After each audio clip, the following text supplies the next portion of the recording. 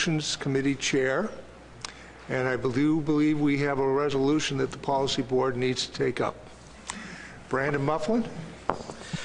Thank you, Mr. Chairman. It's my pleasure to read in the 75th Annual Meeting Resolution. So whereas the Atlantic States Marine Fisheries Commission celebrated its historical 75th annual meeting in the beautiful coastal New England town of Bar Harbor, Maine, which provided an exceptional location for the commissioners, law enforcement, and commission staff to deliberate and discuss fisheries issues of mutual concern. And whereas the chilly air and beautiful views of the changing leaves reminded us all that another year of successfully managing our fisheries resources is quickly coming to a close. And whereas Jim Long and Bonnie Brick received the Melissa Laser Award for their work in the Mattawoman Creek watershed conservation. And whereas the opening plenary session brought commissioners together from the ASMSC's past and present to provide a fantastic overview of the Commission's accomplishments and its commitment to cooperative management. It also brought out the competitive nature of the commissioners. The losing Jeopardy team is still complaining that the judges were biased and would not let them use their phone-a-friend lifeline to call on fellow commissioner from Delaware to help them answer the biomedical product produced by horseshoe crabs. And whereas the spouse and guest tour of Acadia National Park and downtown Bar Harbor, by all accounts, was a successful gathering, and where the store owners were happy to report robust end-of-season sales shortly after the tour ended. And whereas the annual dinner provided a deliciously prepared classic Maine feast, including a couple of V-notched lobsters, that after some law enforcement investigative work was determined to be lobsters harvested from the Outer Cape. Whereas the 26th Annual David Hart Award recognized Bill Goldsboro for his lifelong commitment to protecting and enhancing fisheries habitat and his unwavering support to pursue ecological-based reference points in fisheries management. And where Laura Leach was recognized for her 35 years of tireless work for the Commission and her never-ending love and support to all the commissioners. She truly is the diamond on the 75th anniversary of the ASMSC. And whereas, due to the constant chill in the meeting room, commissioners were thankful for their new ASMSC vests. And history was made when Dr. Duvall made the first motion by a commissioner wearing winter gloves.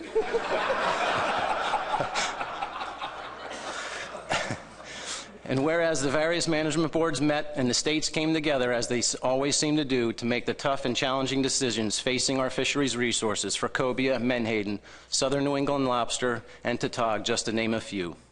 And now, therefore, be it resolved that the Atlantic States Marine Fisheries Commission express their deep appreciation to the Maine commissioners, Pat Kelleher, Stephen Train, and Senator Brian Langley, as well as Maine DMR staff Jeff Nichols and Terry Stockwell, and the Commission staff for their outstanding support and assistance in making the 75th annual meeting a tremendous success. So, in closing, and in an 8-word sentence to summarize, in a terrible Maine accent, a pissa of a good time was had by all.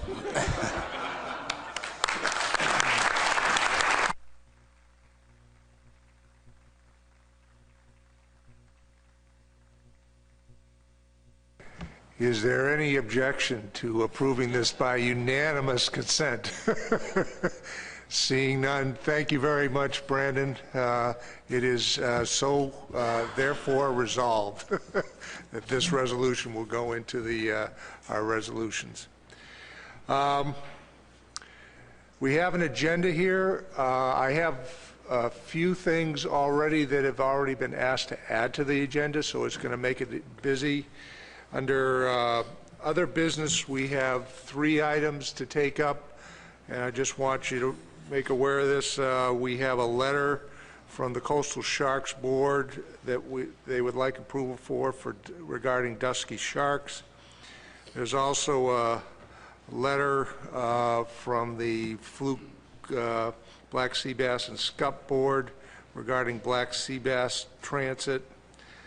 And then many of you, all of you received an email from Bob Beal regarding the AFS document challenges we face in 2017 and beyond. I'll give you a quick report on what transpired with that. Is there anything else any other changes to the agenda? Seeing none, is there any objection to approving the agenda as amended? It is approved by unanimous consent. This is now the time that we have on the agenda for public comment. I don't have anybody signed up. Is there anybody that wants to make public comment to the policy board right now? Seeing none, we'll go to the next agenda item, which is a report about the executive committee meeting we had earlier this week. We made some final edits and approved the conservation equivalency guidance document. That's something that's going to be brought up to to the policy board here under the next agenda item for your consideration and approval. We also excuse me. We also reviewed a document that was put together by staff regarding ISFMP standard meeting practices. This was an outgrowth of our meeting with Colette, where we were talking about Robert's Rules of Order and how we do business. She recommended that the council do, the commission do this. Then we went on and staff provided a review of and a discussion of performance appraisals and merit increase protocol. And this came about because as we've been taking up, as the commission is now responsible for the Atlantic, for APIS, we now have more employees that are part-time and are not are located in different state offices as opposed to in the commission offices. So they just want some clarification on how performance appraisals were going to be conducted and merit increases would be determined. And essentially what the decision was by general consent was that the supervisors in the state offices would do the performance appraisals and then consult with the commission about any merit increases for those employees. We were also asked to take up a new resolution regarding revisions to the retirement plan.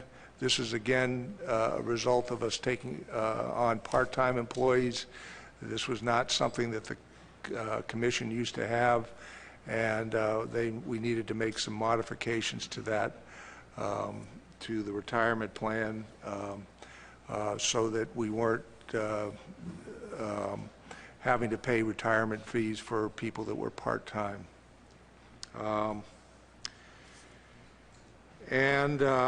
We also reviewed the change to the action plan where we added an ACCSP goal, and we addressed that at the business session.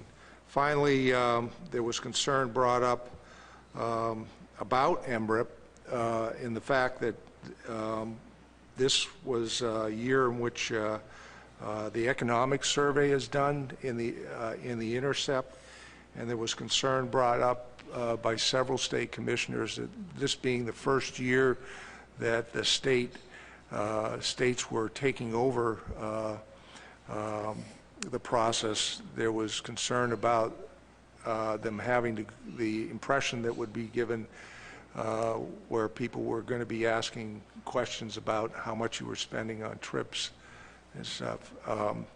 Bob Beal is going to be talking with Gordon Colvin about that and bringing that issue up with him and we'll discuss it at a later date. And that's all that I had from the executive committee. Are there any questions about any of those items? Bill? Just a little format. You approved the agenda, and I assume the minutes were in that You're right, I didn't, I have not, I'll go back, I'll do that immediately after this. Thank you. Thank you for pointing out my missing that. So are there any other questions on the executive committee? Okay, thank you, Bill. And we have proceedings from our August 2016 meeting. Are there any changes or edits to those minutes? Seeing none, is there any objection to approving the minutes by unanimous consent? They are approved. All right, now we'll go to agenda item number 5, revisions to the Conservation Equivalency Guidance Document. Tony Kearns, and this is a final action.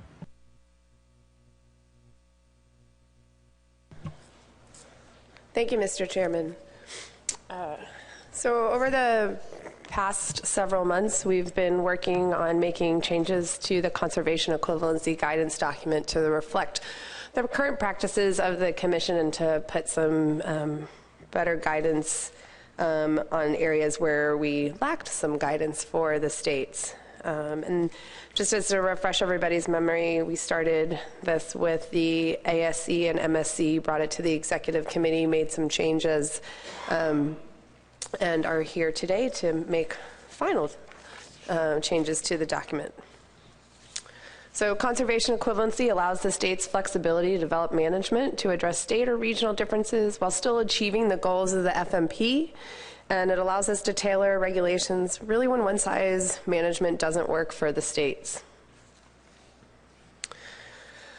So for commission documents, we really use conservation equivalency in two areas. One is an alternative management process outside of the FMP, and the other is within the fishery management plans. When conservation equivalency is used within the fishery management plan, it's the plan development team that makes the conservation equivalency recommendations of what measures can be used and the guidelines and rules that follow it. And that is all then located within the plan amendment or addendum. Conservation equivalency plans are not required if a state is making a change that is more restrictive, unless that is combined with a change that is less restrictive. So when you're combining more and less restrictive, then we do ask that states submit a conservation equivalency program. For proposals, the plan review team is the clearinghouse, and we request that all states, when submitting proposals, send them to the plan review team chair. For the standards and protocols, each state needs to submit a conservation program that has a rationale, so why the alternative management program is needed. It can be a number of reasons why a state is submitting conservation equivalency: for social and economic reasons, fish distribution considerations, fish size in state waters. The number of possibilities are limitless. Then a description of how the alternative management program will meet all the relevant fishery management plan goals and objectives. And then it also would include a description of the data sets that are used in the analysis and the data collection method for the conservation equivalency program. The technical committee are the ones that would determine the acceptable level of precision for all landings data and other data that are used in the programs. The states are allowed to ask the TC to provide that information ahead of submission of the proposals, but you are not required to. Also included in the program should be the length of time the state is requesting conservation equivalency for, and the review schedule for any measures that are implemented within the plan, as well as if the state does not intend to have an expiration date, then they should make that clear in the proposal. There should be a justification for any deviations from the conservation equivalency procedures that are detailed in the FMP or in this document. And the plan should describe a monitoring and reporting requirements, as well as documentation of evaluating the impacts of the conservation equivalency measures. And then for the review process and timing, the conservation equivalency should be approved by the management board, and they should be, where possible, implemented at the beginning of the fishing year. A state that submits a proposal outside of the implementation plan process, meaning that it's not a part of a fishery management plan program, should follow the following guidelines. All conservation equivalency plans should be submitted within 2 months of the next board meeting to be reviewed at that meeting, and that's to ensure that we have enough time to bring that plan forward to the respective committees that need to review it and provide feedback to the board. If the plan is turned in between 2 months and 2 weeks of the next board meeting, it's up to the chair's discretion as whether or not that conservation equivalency program will be brought forward to the board at the next board meeting. And if it's brought forward 2 weeks before the next board meeting, it will not be reviewed at the next meeting, but it'll have to wait until the following board meeting. The PRT notifies the state that the plan is complete. If there's anything missing, then we would let the state know. The PRT will determine which committees it's necessary to distribute the program to.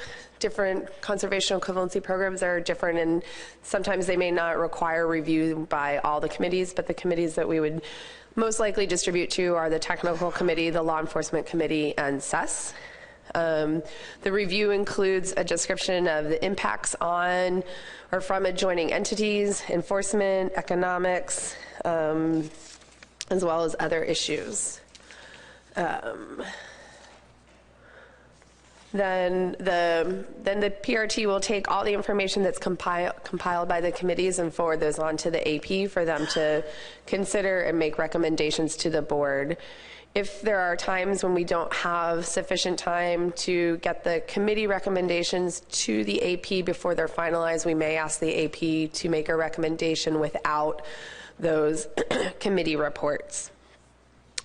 And then the PRT will forward then everything to the board for their consideration and approval. For the review process, each state should describe and evaluate their programs as part of their state compliance report on an annual basis, and the PRT will evaluate each state's conservation equivalency program within the FMP review and report back to the board unless a different time frame had been established. And then lastly, the document describes with joint management plans, it could be complementary, but any plans that we engage with NOAA Fisheries and Fish and Wildlife Service or the Fishery Management Councils, we would make sure we coordinate with them, whether that's asking to have complementary EEZ regulations or changes in federal regulations, and that we should note that the federal agencies have different protocols in terms of process of putting forward regulations, and we should take those into consideration as we make those requests. And that is all. I'll take any questions. Questions on this for Tony? Adam, and then Wilson. Thank you. So the one question I had was in the memo, it outlined the concern that states may submit proposals that are deemed to be more restrictive, and in the past we've just gone ahead and approved those, but the comments from the ASC, MSC were that there may be other implications such as discards, and that all follow-up CE proposals should go through review. Is that language in the revised document now as it is? And could you give us an idea how that would actually play out? I know through summer flounder, when we've done conservation equivalency in the past, we've approved methodologies and not specific regulations, but I just wanted to get clarification on that. All proposals should be reviewed. Yeah.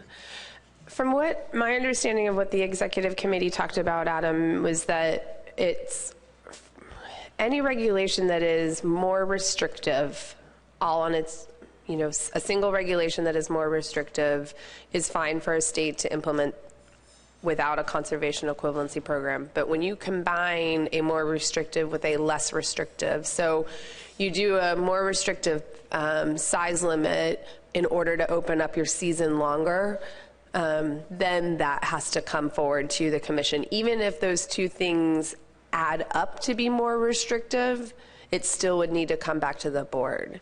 But anything on its own would not require a conservation equivalency program.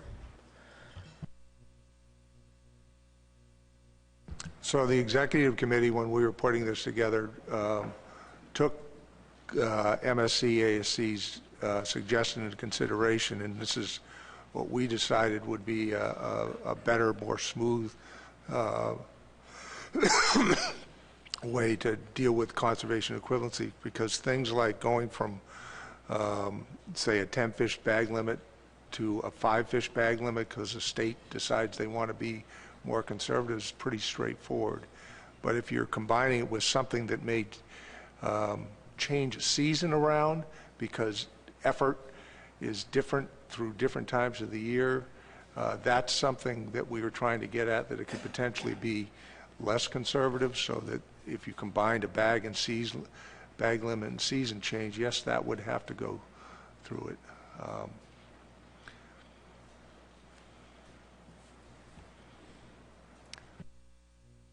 Okay.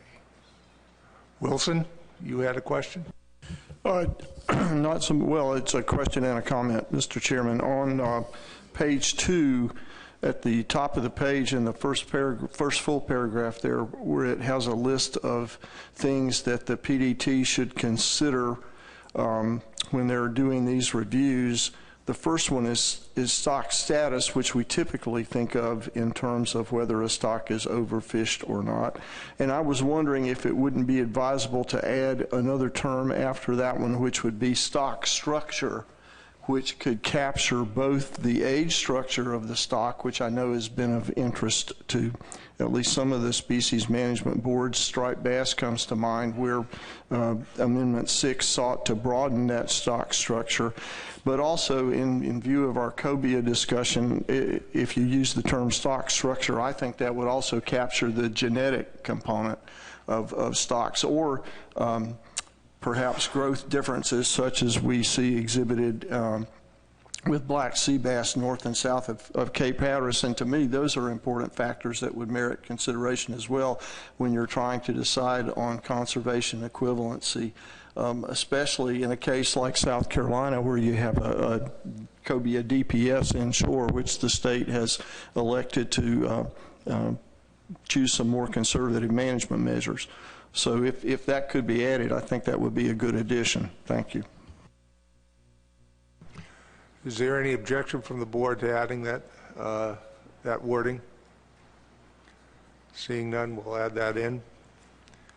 Any other questions about the document? Seeing none, we have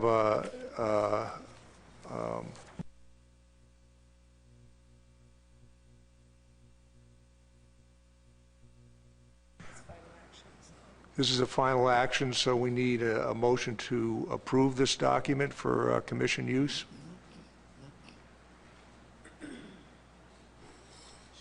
Michelle Duval. Thank you, Mr. Chairman. I move that we approve the conservation equivalency guidance document as modified.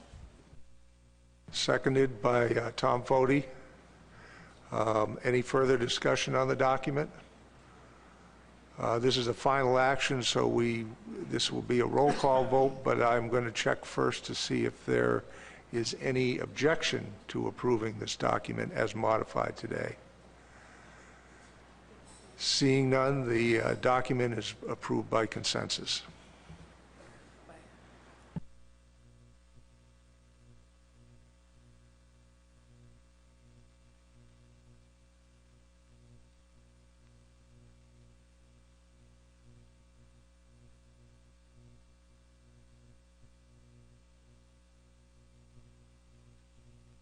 All right, the next will be an update on the climate change working group that we put together.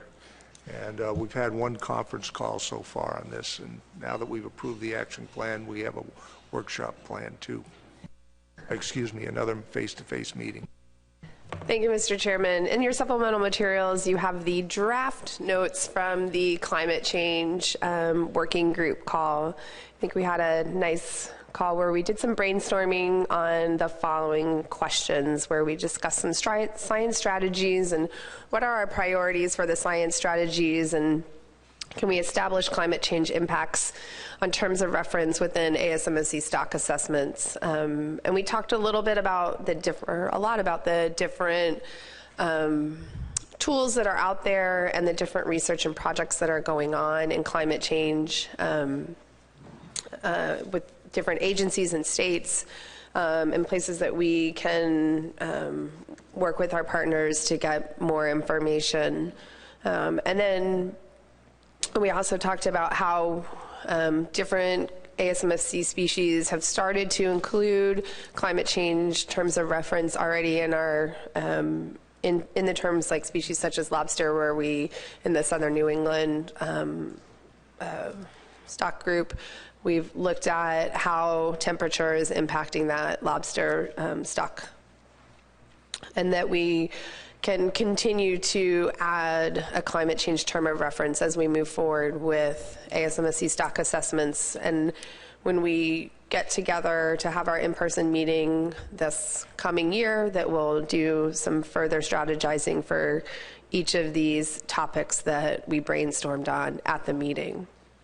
Then under policy and management strategies, we're looking for some policy guidance on climate change, including tools that the Commission can utilize when resources have impacts that are clearly tied to ocean warming and or ocean acidification, and how we would manage them differently than what we're doing now, and how will fisheries management adapt to current and future changes in climate and ocean.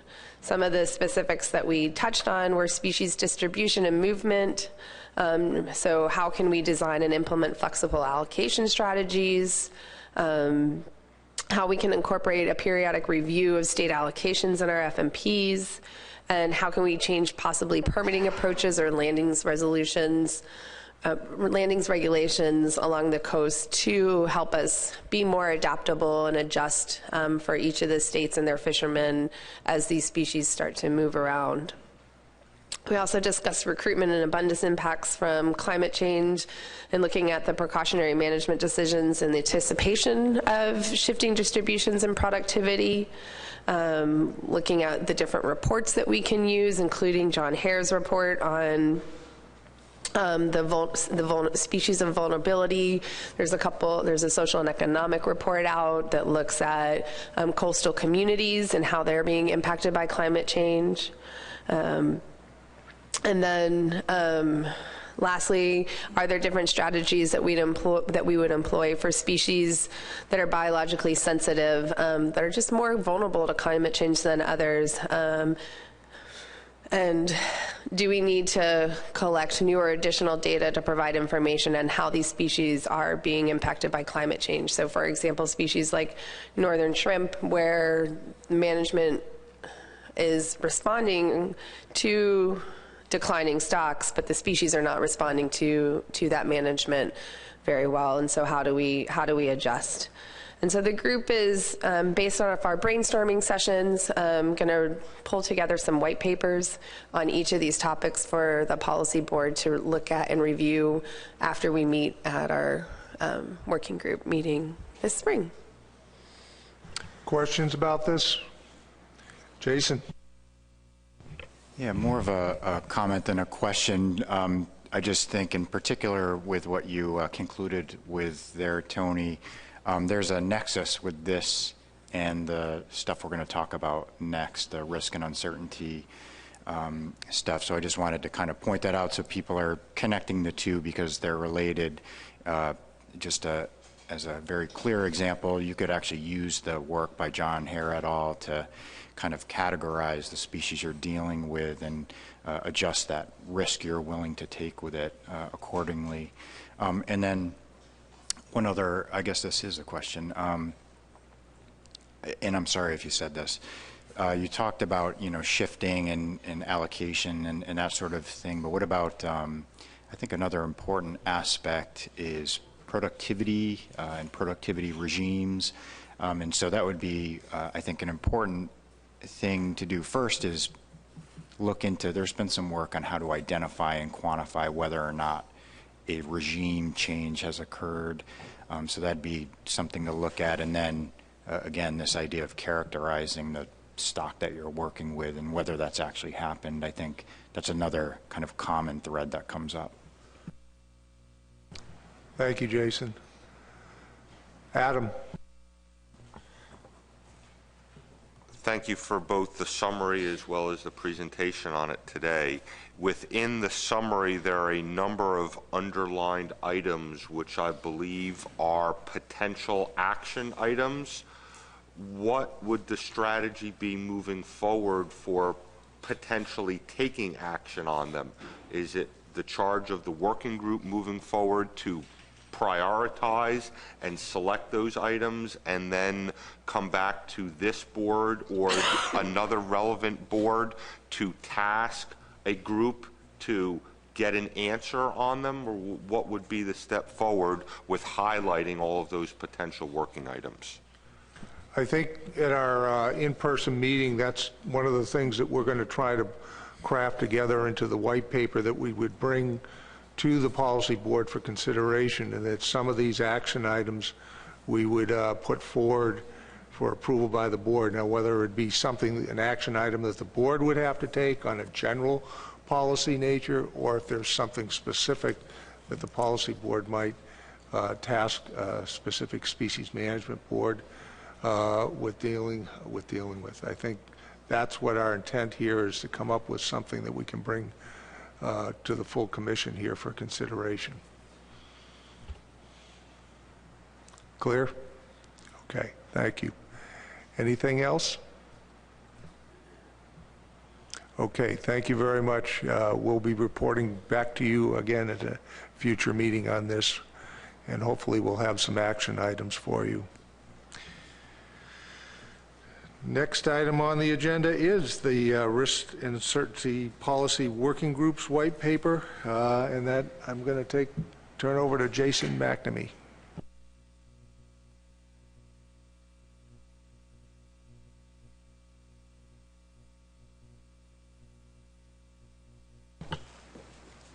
Thank you, Mr. Chair.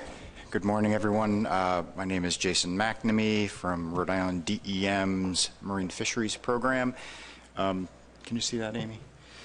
I have a moderately lengthed presentation here that I'll kind of tick through. I'll try to go through it relatively quickly, but it kind of it's an update, and then we do have a couple of questions at the end for you all. So back in August, the Policy Board approved continuing on with the development of the Commission's Risk and Uncertainty Policy, and one of the things we offered you at that last meeting was our purpose statement that we had kind of built. And when I'm saying we, I'm talking about the Risk and Uncertainty Working Group, which has commissioners, ASC and MSC members. It's a good group. I enjoyed the meeting that we had back in September. But at the August meeting, we showed you the purpose statement that we had come up with. And I think in general people were relatively comfortable with it, but wanted some more time to kind of look at it, think about the language. But at that time, you all asked us to continue on, keep working on it. So we did that. And the working group met in September, and one of the main tasks that we were looking to finish at that meeting was to work through some examples of how to actually apply a risk policy. And so I'm going to go through a couple of slides with things like goals, but in the meeting materials was a white paper, and so there's a lot more detail in there. I encourage you to take a look at that if you haven't had the chance to yet. And so here's the first slide on the goals, like why are we doing this? And so one of the main top reasons is a comprehensive risk and uncertainty policy would provide guidance on a range of issues, important issues like choosing biological reference points, where to set the risk levels for those reference points, because there's always going to be uncertainty in that estimated metric that you get. You could use the policy and apply it when you're setting quotas for data poor species or even data rich species, all those kinds of things. If we were to take this and apply it now across the entirety of all of the Commission's responsibilities, that's a long-term goal. That's going to require some significant time and a lot of work, a lot of resources devoted to it. And that would be more extreme if we were to do so in an omnibus kind of all-at-once fashion. And so what we're suggesting, what we discussed was, we should do this in phases. We shouldn't do it all at once. So what we're talking about is kind of stepping through this, going maybe even FMP by FMP. We might be able to hit one or two at a time, but not to try and do it all at once. And I guess, you know, what we suggested a good start would be, and I'm going to talk about this in much more detail further on in the presentation, but we have this decision tree, this structured decision-making kind of approach, and so we think a good kind of first step to take would be to apply this decision tree approach to some data-rich species that we have decent stock assessments for, before we try and challenge ourselves with less informed management decisions. So on the next slide here, a couple more goals. What we want to do with this risk policy is adequately account for uncertainty at all levels of the Commission's management process.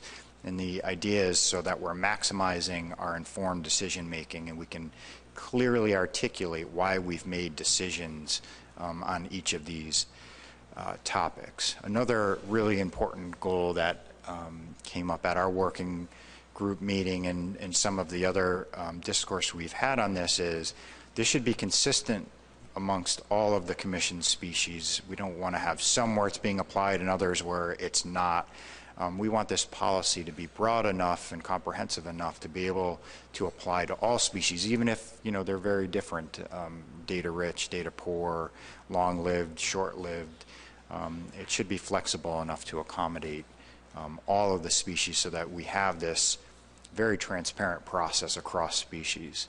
And that's the next very important goal, transparency. What we want to do is not leave people wondering how we got to that decision. We want to be able to articulate how we got to that decision very specifically.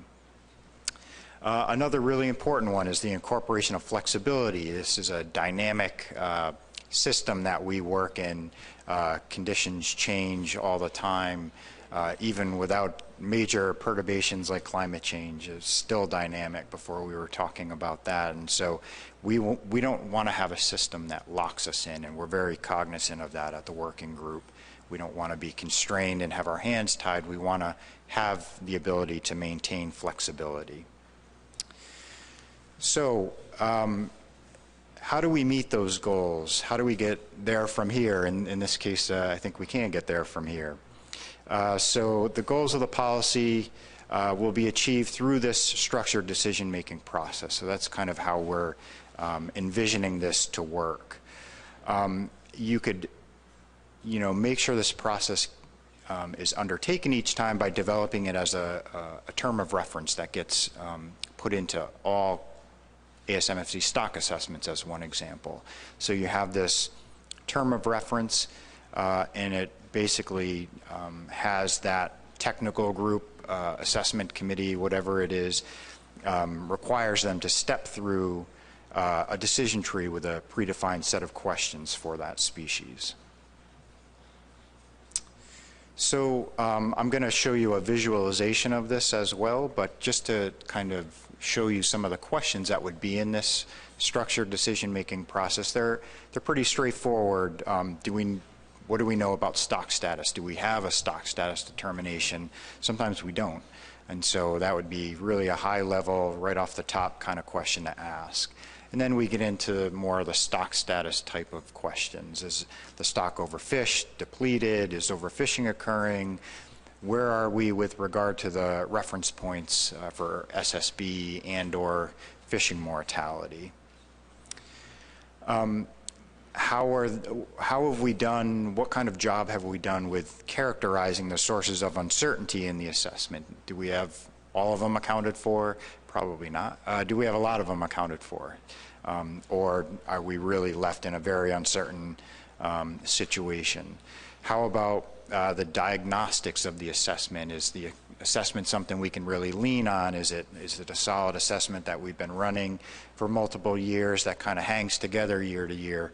Or is it one that seems like it's a little bit unstable? And then kind of a concluding question here. What about the species? Is it a fast-growing, short-lived species? Is it something that takes 30 years, 40 years to reach maturity? These kind of important questions, all factor into the risk we're willing to apply to a species. So once we step through these questions, we end up with a series of probabilities. In the example that we're going to talk about, this would be with regard to being at or below the fishing mortality target. And this is probably a good one to start with. It's something we're all familiar with, fishing mortality, and it's something we use a lot. Right now we have a really broad range, and so this will be one of the questions is, do we want to constrain this range, or do you like it? So right now we have probabilities going all the way from 30% of being at or below the fishing mortality target all the way up to 75%. And so less conservative to more conservative. And so the next series of slides, I'm going to kind of step through the example that we worked through, and I'll kind of answer the questions, but you can see in each case you can go one direction or the other, and the way to kind of think of this as you're trickling down the decision tree, you're kind of swinging to the right or to the left depending on the answer, yes or no, of your question, and you're heading towards being more risky or being less risky. So I've got a better picture. We'll zoom in on this, so I'm not expecting you, but we wanted to give you a look at what the tree kind of looks like as you bounce down it. And again, this is answered for a specific species that I'm not supposed to tell you is bluefish. The black line on there is just a page break. It's nothing important about that answer to that question. So we're zoomed in, and as I mentioned, what do we know about stock status? Do we know anything about stock status? So our first answer to that question was yes. So that drops us down to our next question. It's kind of like, remember the Choose Your Own Adventure books you read as a kid? And so you don't know where you're going to end up at the end. It's all very exciting. So you answer, yes, we know stock status, and you end up, is the stock overfished or depleted, yes or no? And for our example, we say no. So that now gets us to our next question, is overfishing occurring? Yes, no. Again, there's always this we don't know aspect too, and so depending on which answer, you go right, left, or straight down. And here we're going to say no again. Overfishing is not occurring. Is SSB above the target? Yes or no? And so for this one, you actually end up at the same question either way, but it will determine which leg of the decision tree you go down. So is SSB above the target? Yes or no? You still end up at is F below the target, so your other biological reference point. In this example, we're going to say no, and so the next question is about F. And for the F target, here we said yes. And so the next question that you then ask yourself is, are major sources of uncertainty captured in the assessment? And so for our example, we thought yeah, they did a pretty good job of characterizing uncertainty. So now we get into these diagnostic questions. Is there a strong negative retrospective bias, yes or no? The answer there was no. And so you get the idea. You kind of bounce down, answer questions, and it pushes you towards being more risky or less risky. And so at the end, you end up in a box, in a flexible box. Don't get worried. And so you can see we have that range, 30% up to 75% for your levels of risk that you choose. And so right underneath those are some multicolored boxes there with some other things, and we talked very kind of mechanistically about a stock assessment, but there's all this other stuff. Management uncertainty, socioeconomic information, ecosystems, and the importance of that species in the ecosystem. And so flexibility, this is where we kind of incorporate flexibility. That was a key element of the risk policy. We talked about that as one of the goals. And so there are those multicolored boxes. These are these metrics where right now we don't have a good quantification for them. They're qualitative, more or less. And so that's okay. I think some of these can be quantified. Some of them, maybe we want to leave them qualitative. We want to have that flexibility built into there, and that's where we incorporate that kind of flexibility. So the thing to think about with all of those metrics is some of them we can assign numbers as metrics are developed for them, but at this time they're mainly qualitative. And so what we're asking you to think about with these is these are areas where you can be flexible. You can kind of say, well, I want to, our management system's pretty uncertain, and so we want to be less risky for this species. And so that's how you can do that. But we could also, management uncertainty can be quantified, and maybe we develop that into a specific metric and move forward with that one as more of a quantitative element, build it right into the decision tree or not. So that's something to kind of think about as you're thinking about this is, management uncertainty is one for you. We want you to quantify that one, but the ecosystem information, we want you to keep that one qualitative so that we have some flexibility in how we think about that. That was just an example. All right, next steps. We've ticked a couple off the to-do list. We established our working group, and we've met a couple times. We developed a policy statement. The board, tentatively approved that. We met in September, and we started to kind of work through some examples to kind of operationalize the risk policy. And so now we're on the red line there, presenting some examples to the board during the annual meeting. And so our big ask from this is, do you want us to keep moving forward on this? Do you like what you've seen so far? And if so, what we think the best approach would be is to have a standalone workshop where we actually work together and kind of step through an example.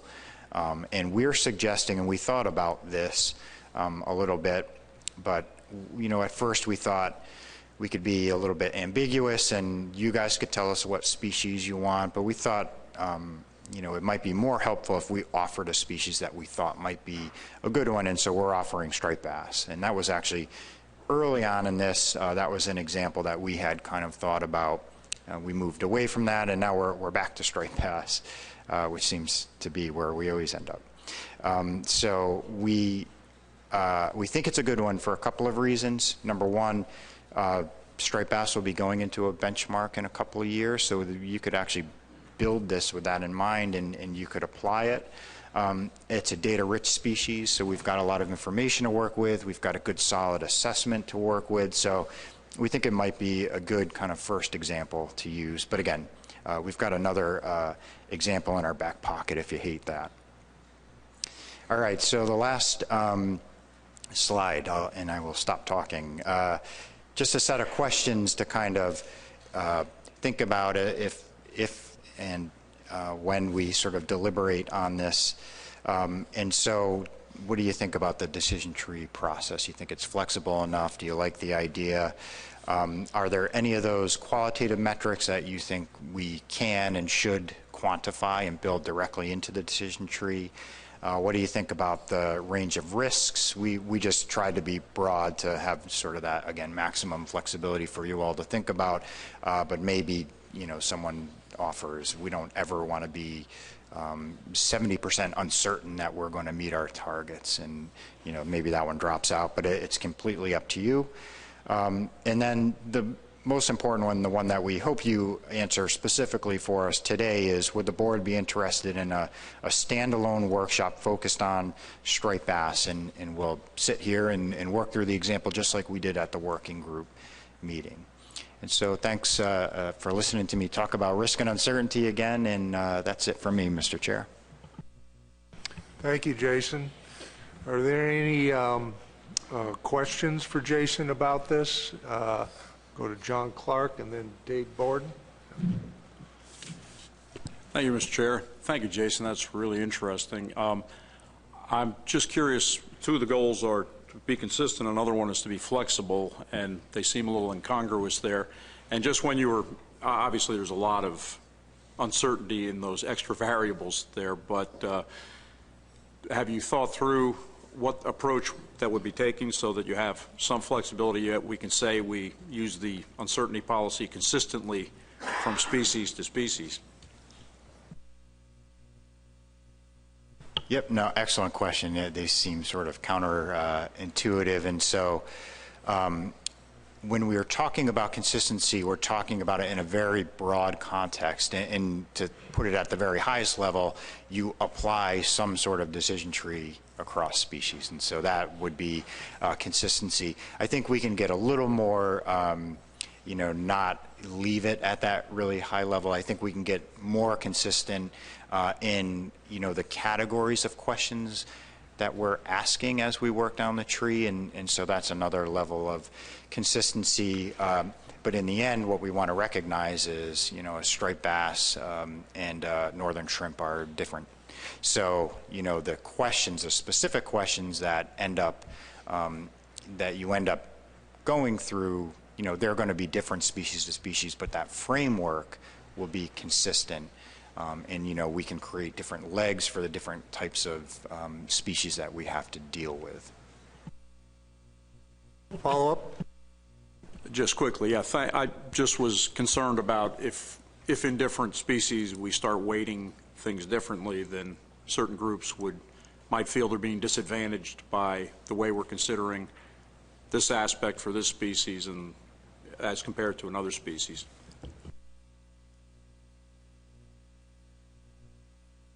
Yeah, no, I think it's a good point, but I think that exists now as well, and what this does is makes us really specify why we're treating them differently. Dave Borden? Yeah, thank you, Mr. Chairman. A couple of comments and then a question for Jason. I guess the comments, I like what I've seen so far. I think we should continue this. I like the idea of a workshop, especially if it's conducted in conjunction with one of our main meetings. In other words, just take a portion of a day and do a workshop rather than have separate travel arrangements. But I guess my question for Jason is, and I realize there's some uncertainty with this because it hasn't all been worked through, but to what extent each of the councils have risk policies, as I understand it. And on joint plans, what is the potential for us to end up with a different risk level than the council, and how do we ensure that that doesn't take place? That's an awesome question and one that we discussed at the meeting, and I think what we basically said was we would not be duplicating any existing risk policy that's out there. So for instance, for summer flounder, Mid-Atlantic Council has a risk policy that they apply to it. We wouldn't duplicate that.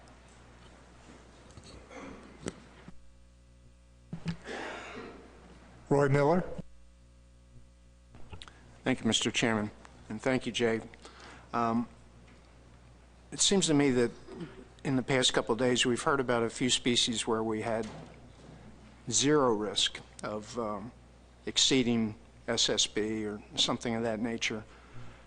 So the range of 30 to 70, how did you decide on that and not go from, say, zero risk to 70% or something of that nature? Yep. So I appreciate your question, because this was probably one of, we were at sort of at the bottom of the decision tree and got to this question, and we were trying to be less than arbitrary. We ended up being arbitrary, so we just kind of tried to capture a range. I'm being a little facetious. It wasn't completely without thought, and we just tried to think of examples, of other species and the ranges that the types of uncertainties that people have applied to them at the regional councils or whatever. And so that's where we kind of got. And then what we wanted to do was, bound the issue. We thought that range was probably the extremes of where the board would probably be comfortable going. But what we also discussed is, if you were interested, what we would do subsequent to this is begin to do a meta-analysis, look at other species that are out there, and that would give us a little better, less arbitrary mechanism for, long-lived, slow-growing species that are out there. They've never had anything above a 50% probability applied to them, and so that's information that we can use to better characterize the probabilities that we want to end up at.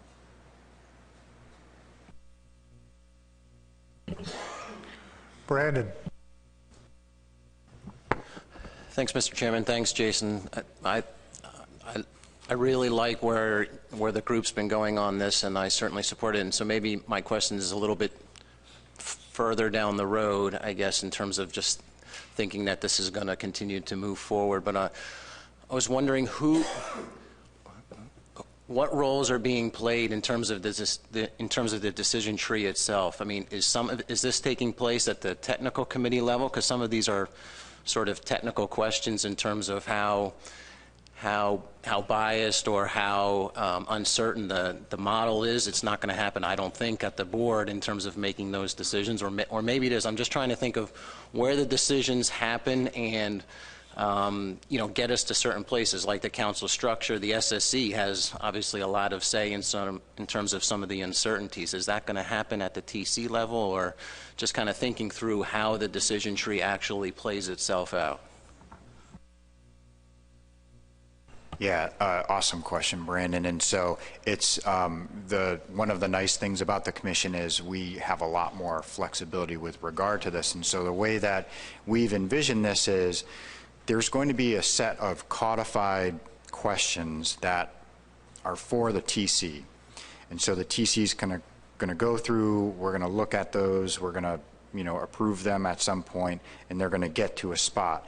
And then it's going to come back to the board, and that's where the flexibility comes in. So it's not as if we're suggesting you need to be bound by wherever the TC ends up.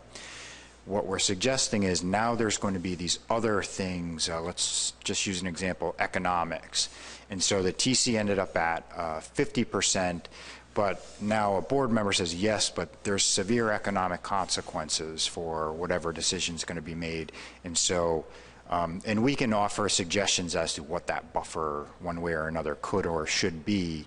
But now the board can take those other pieces of information that are out there that are qualitative, or it could be quantitative as well, and you then apply them to what came from the technical committee to adjust, and that gives you flexibility. But the other nice thing it does is makes you say why you're adjusting very explicitly, and I think that's what we're talking about with the transparency of the process. So there's flexibility to kind of account for indirect things, things we don't have good quantitative information on, or things we haven't considered in the decision tree, and we can adjust, but we have to say why we're adjusting in a very explicit way. Richie White. Thank you, Mr. Chair. Great presentation. Fully support a board workshop. And striped bass, I think, is the perfect species to pick. I would suggest that it be structured in a meeting, in the meeting week when the full commission is here, so between meetings that everyone would have the ability to be present, you know, not at one end of the meeting week. So, thank you. I think that's a good idea. Adam.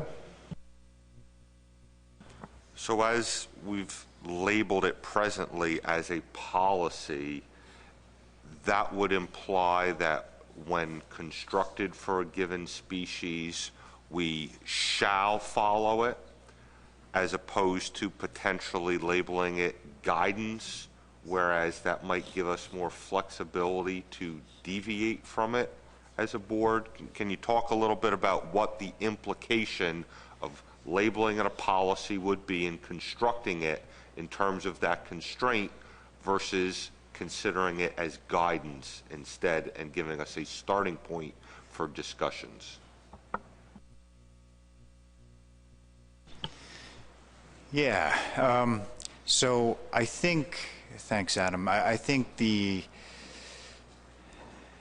you know, I kind of see it as both, and so you have this really structured part of it so that you know what's going to happen, you know, as the information comes out, and so that's kind of the more rigorous part of the policy where you follow a set of operating procedures that you've built a priori and agreed to, but then it also, for the board, it is guidance, and so the board has an opportunity to, you know, adjust from that. But at the very least, the benefit is it gives you a solid and well-informed starting point, and also forces you, not you, but us, the board, to really characterize why you want to move away from that predefined guidance very explicitly. And so, you know, I kind of having trouble answering your question because I kind of see it living in both worlds. So it has kind of a formal, not, you know, a very constraining formal, but a formal process that gets undertaken, and then there's more flexibility at the end to adjust, but you've ended up in that first part of the process at a good starting point. You shouldn't be way over on the other side of the decision tree because of all of the things we talked about, but then there's, you know, room to buffer one way or the other. Tom Foti.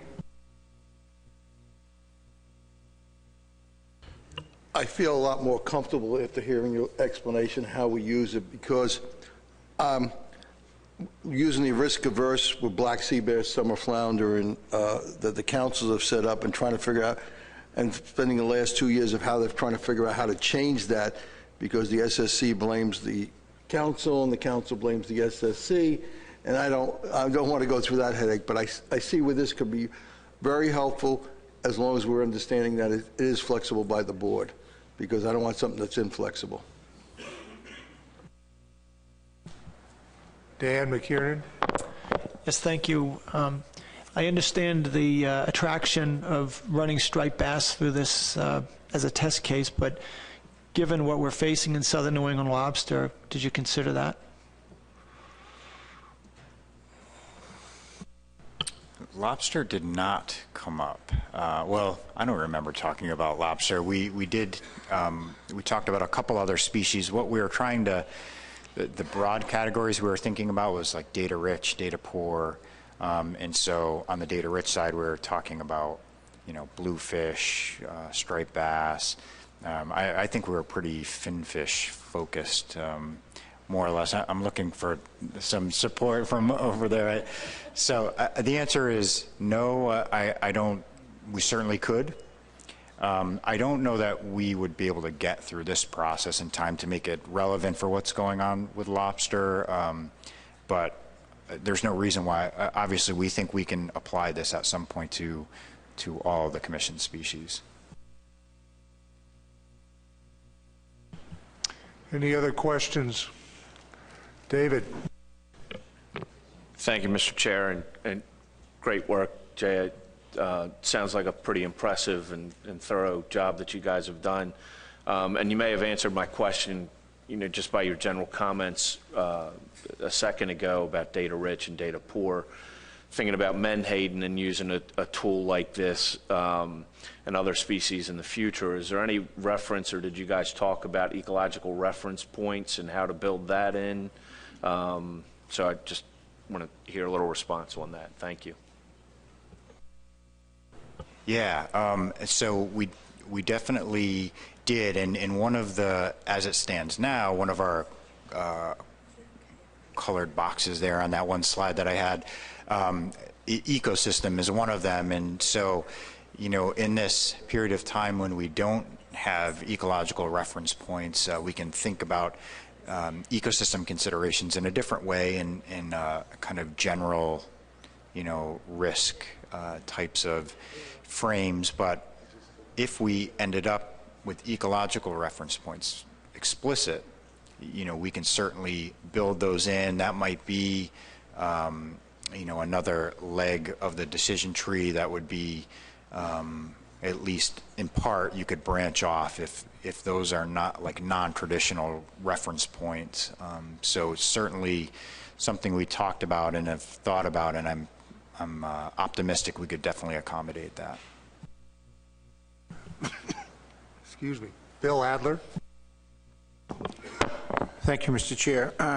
I want to return for a second to Tom Fode's thing, because I think it's very important that while this would be very helpful, I don't want to get stuck, as Tom said, with the SSC discussion where you can't change anything. So as guidance, absolutely. As a policy that we have to trip over, no. So I just did want to reiterate what Tom was saying, is that we need the flexibility, and that's what's actually helped the Atlantic states more so than the federal councils. And I think we should maintain that. Use it, if you, I don't know what you call policy, but guidance, absolutely. But I think it's very important that we keep the flexibility. Thank you. Thank you, Bill. I agree with you. I think the good way to use this is to inform our decision making. Yeah. Any other questions?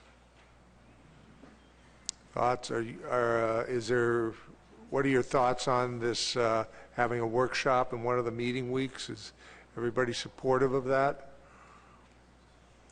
And everybody good with striped bass just as a first shot? Okay, that sounds good. Anything else? Go ahead. Yeah, just one more clarification, starting to think sort of operationally about this, and that is with, and Roy asked the question, about those probabilities, and so that's something else we could potentially, look into in a little more detail, and so we could drop some out right now. Maybe it's too heavy a lift, but maybe the idea could be, what I'm looking for clarity on is, do you want us to do a little more research? In particular, if we're going to focus on striped bass, we can think about that specific example and come up with the probabilities that work for that species in a more kind of informed way. Or do you like this broad range and you want the ability to kind of have them all on the table? That's the clarification I wouldn't mind getting. Any comments on that? From my own personal perspective, go ahead. I would appreciate, go ahead, Dave. Okay, thanks. Yeah, I think the range you're talking about is helpful. Maybe after the workshop we'll feel differently, but I think that's helpful. I would just underscore what Tom and Bill said, that I think at the top of this document we need to be really explicit that this is guidance and that we are free to take less or more risk as we see fit. In terms of analysis, I don't know that it's available, but it would be great to look at a case study. Summer flounder, I think, for a long time. I could be wrong, but we picked that 50% probability of doing our job, so to speak. And how has that played out over history? If there's a stock out there, whether it's on this coast or another coast, where a management body has stuck with a model-based expected success rate, how did it actually play out over time? Because there are some stocks where you say, well, the tendency is always going to be a problem with unaccounted for catch. And so that doesn't get incorporated into the risk probability assessment, but it comes home to roost on you after a few years. And then I think there are other cases where we simply want to be more conservative, or we just need flexibility based on the conditions, trends in recruitment or anything to that effect. So one, a disclaimer at the top that this is guidance and doesn't lock us into no less than 30%, no more than 70%. And if there is a case study out there, I think it would be really, really instructive for how this plays out long term.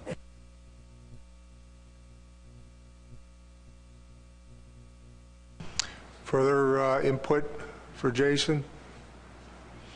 I would concur with what Dave was saying, at least a broader interpretation, a broader suite of things at this point.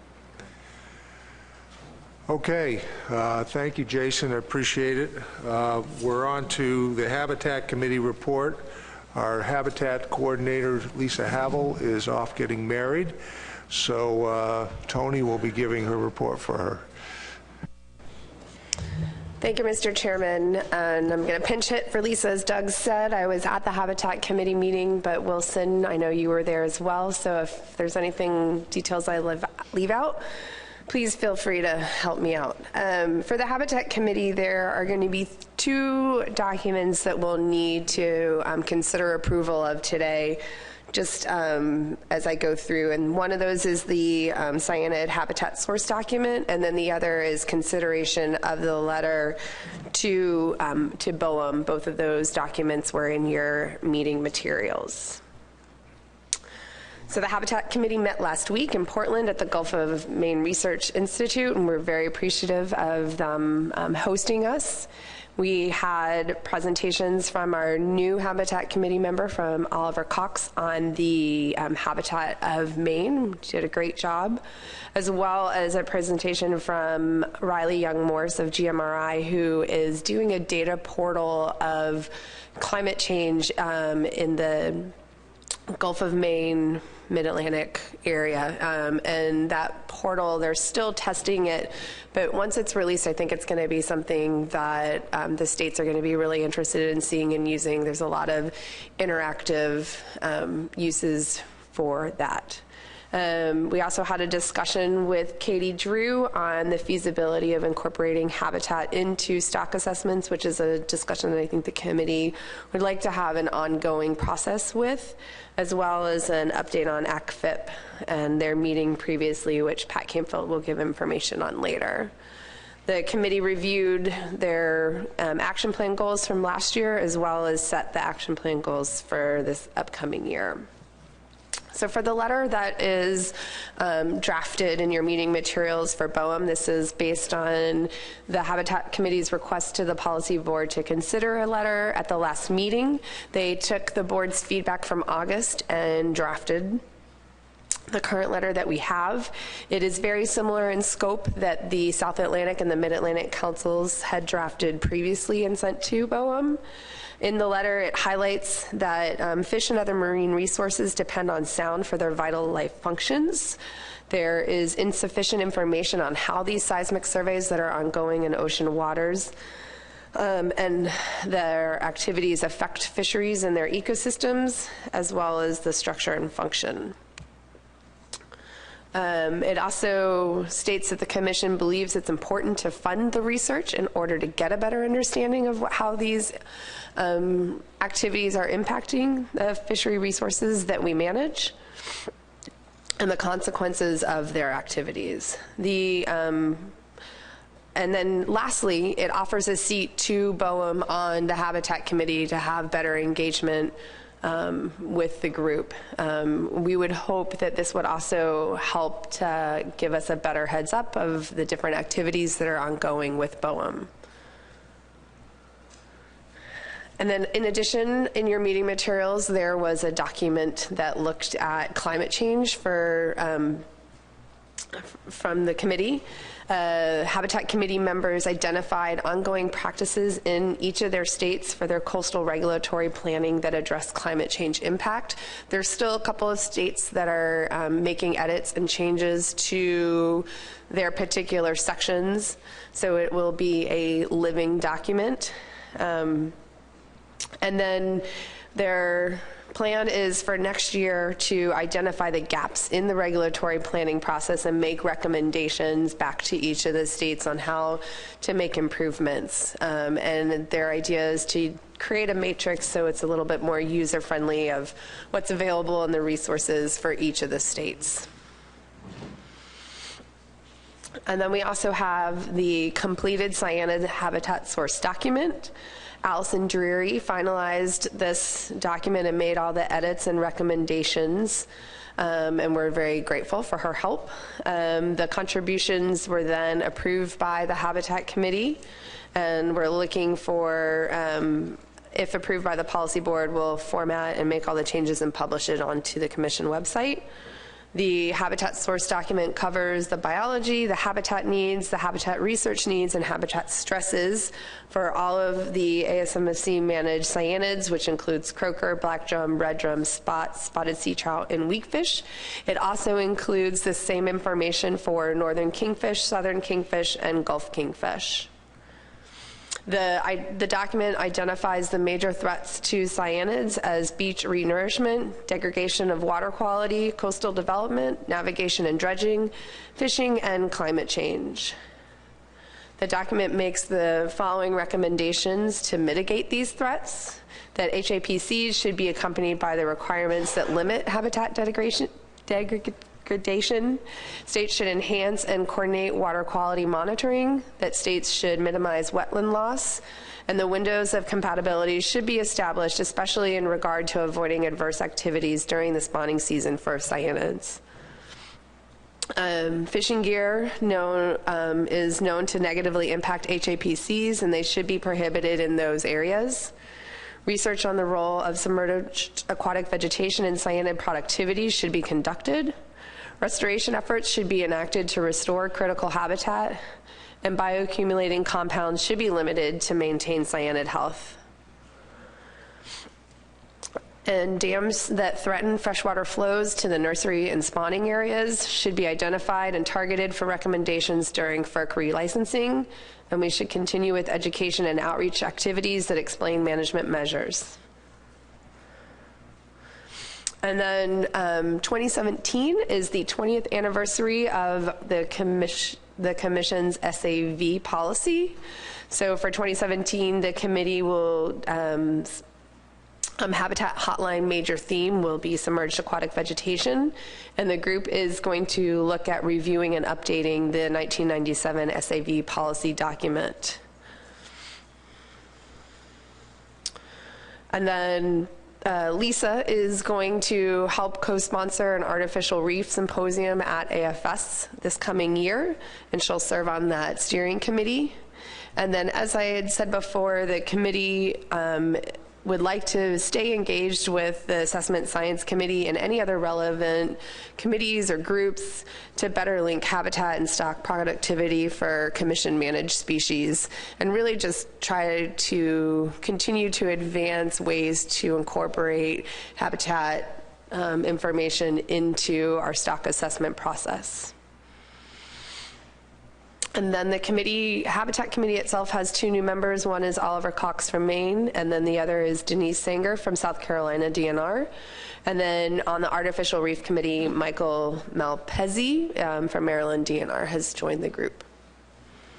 I will take any questions. Questions? Tom? It seemed like they're doing a lot of work. It's a shame that we can't sit in on the committee meetings like we used to. I was sitting here thinking about it, the first meeting of the Habitat Committee, and before Bill Goldsboro was the governor's appointee from Maryland, it was actually Al Getz. And Al Getz from Maryland and myself started the Habitat Committee, basically pushed for it with the, with the pushing of Gordon and Phil Coates back then. The first meeting of the Habitat Committee, we decided to make it big when we basically reached out to the Mid-Atlantic Council, asked, because we were trying to mirror it over what the Mid-Atlantic Council was doing back then, and basically had a joint meeting with them where we invited all the federal agencies in, and we had EPA, we had the Army Corps of Engineers, we had the Bureau of Land Management. And maybe it's about time to have a workshop that we do that, to bring out the number of issues. I mean, I'm just thinking about what we're talking about. There's 2 issues there. The other issue is basically because of sand beach replenishment and sand mining, we are now basically destroying a lot of the lumps, old fishing grounds off the coast. And there's a whole bunch of issues, and maybe it wouldn't be, as I said, a bad idea. Because when we formed the Habitat Committee, it was actually all the governor's appointee, legislative appointees, and state directors. And it was actually one of the most popular committees back then. And we've kind of changed the direction of, which is a good thing.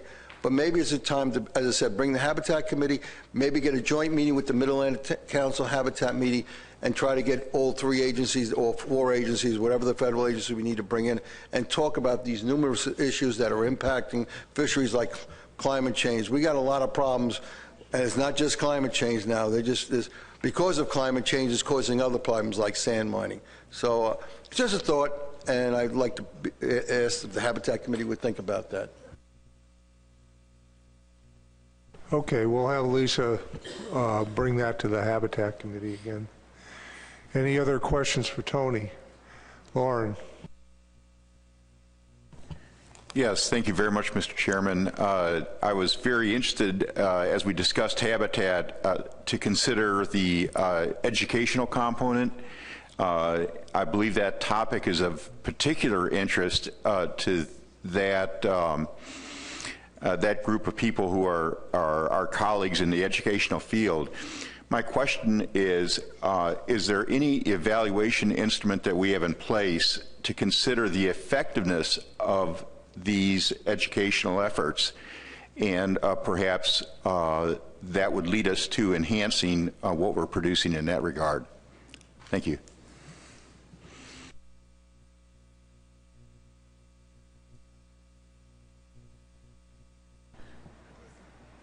Lauren, are you referencing in particular to the Cyan source document, or just in general on our efforts to provide education resources on habitat issues?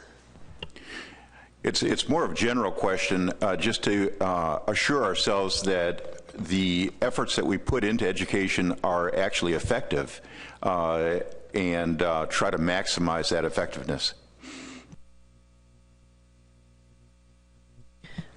I think the only evaluations that we do is that we could track to, we track the number of people that we send the Habitat Hotline out to, which is a major source of education material for the Habitat Committee.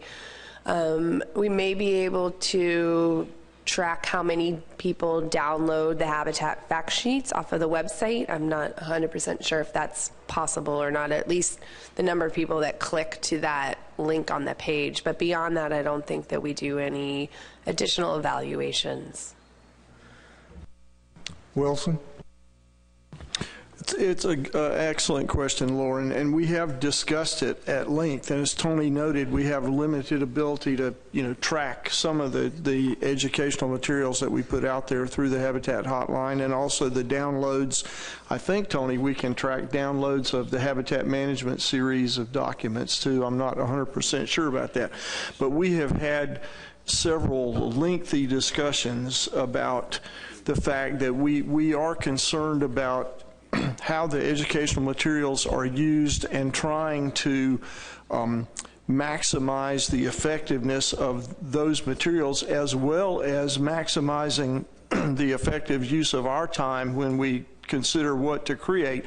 One of the things that we haven't done yet, but we did talk about at the last meeting, was, in trying to increase our use of social media. We discovered that Deke is the designated commission tweeter, so we were thinking, well, are there things the Habitat Committee might want to tweet out there that would resonate? So we were advised that we could send Lisa prospective tweets and that she would work with Dee to maybe get those out there. So we've discussed it a lot, and it's been a concern, I think, of the committee that we were uncertain about the effectiveness of those materials. So I assure you we'll continue to discuss that, and if you have ideas about things that you think would increase the effectiveness of those materials, please share those with the Habitat Committee. We're very receptive. Further questions for Tony on the Habitat Committee report? Okay, seeing none, we have a couple action items here. We need a motion to approve the cyanide habitat source document. Do we have a motion for that? Tom Foti, are you making that motion? Since it's a committee report, do we need a motion? Shouldn't the motion just come from the committee, and then that's what I'm asking. In the past, with the source documents, we've approved the source document or accept the source document for use, and then we publish that on the website. It's just for the source document itself. I think he's talking about the Habitat Committee made a motion to approve it. Do we need a motion and a second at this point? They don't make motions, is what? Then I'll make the motion. Thank you, Tom. Is there a second to that motion? Wilson? Second, Mr. Chair, and could I ask that the motion reflect the fact that we need to give editorial discretion to staff on that, because we had a pretty extensive discussion during the meeting about the authorship, which we agreed, I believe, to change, Tony, if memory serves. So we just need editorial discretion on the document. Can we have the motion reflect that? Got it. Any further discussion on this motion? Is there any objection to approving the motion? The motion is approved by unanimous consent. The other item that we need, we're looking for action on, is the draft letter to BOEM regarding seismic testing. That's in your briefing materials. Tom? I so move. Is there a second to that? David Blazer? Further discussion on the letter? Thank you. Eric Reed. Thank you, Mr. Chairman. Thank you, Richie. Appreciate that. Exactly who is going to get this letter? That's my question. I'm sorry I didn't ask it earlier, but how many people are going to get this? Tony? Thank you, Mr. Chairman. Currently, it's directed to the regional director in the Gulf of Mexico, I believe, and I would have to go back and double check with Lisa and Wilson. You may know the answer to this, but he is the individual that's dealing with the seismic acoustic research or activities. We can confirm that there isn't a similar person in the Atlantic that gets this as well, or if it's just this one individual. Yeah, Tony, that's correct. The unit that deals with all the seismic testing off the East Coast and the Gulf of Mexico is based in the Gulf of Mexico. So that's to whom the letter is addressed, and I believe Michelle can help me out here. Maybe I think that both of the Mid-Atlantic and South Atlantic Council have sent letters to the same entity, I believe. Michelle? That's correct. Thank you, Mr. Chairman. Yes, that's correct. The letter from the South Atlantic Council was sent to Mr. Goki. I don't know if that's a correct pronunciation, but the same person. Okay. Eric? Thank you, Mr. Chairman. I would strongly suggest that we send it to senators, governors, etc., because anybody that's had any experience with BOEM, let's talk about the New York wind farm. That's my best example. They don't listen and they don't care. So I think we need to send these letters out to people who might listen and might care, because it's my opinion BOEM doesn't care. So that's my suggestion. We've got to disseminate this information to people much higher up in the food chain. Tom? As soon as we have the commission letter, I will be basically sending it to my senators and my congressmen from the state of New Jersey and ask what is the government doing about this. They've already sent letters already, so just forward it too. And probably we'll send one to the president, forward it under my heading, with a copy of your letter to the president. Says, I'd like a reply on this as a commissioner. I guess my question is whether the commission should be sending it to all senators and governors, or whether the commissioners themselves should be taking this letter that's being sent out and providing it to their governors and senators themselves. Just looking for something that might be more effective. Or Tom?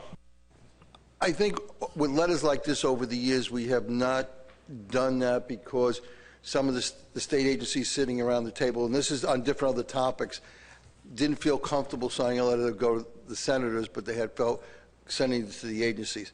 I don't know if the feelings have changed, but I know that's historically why we didn't do it.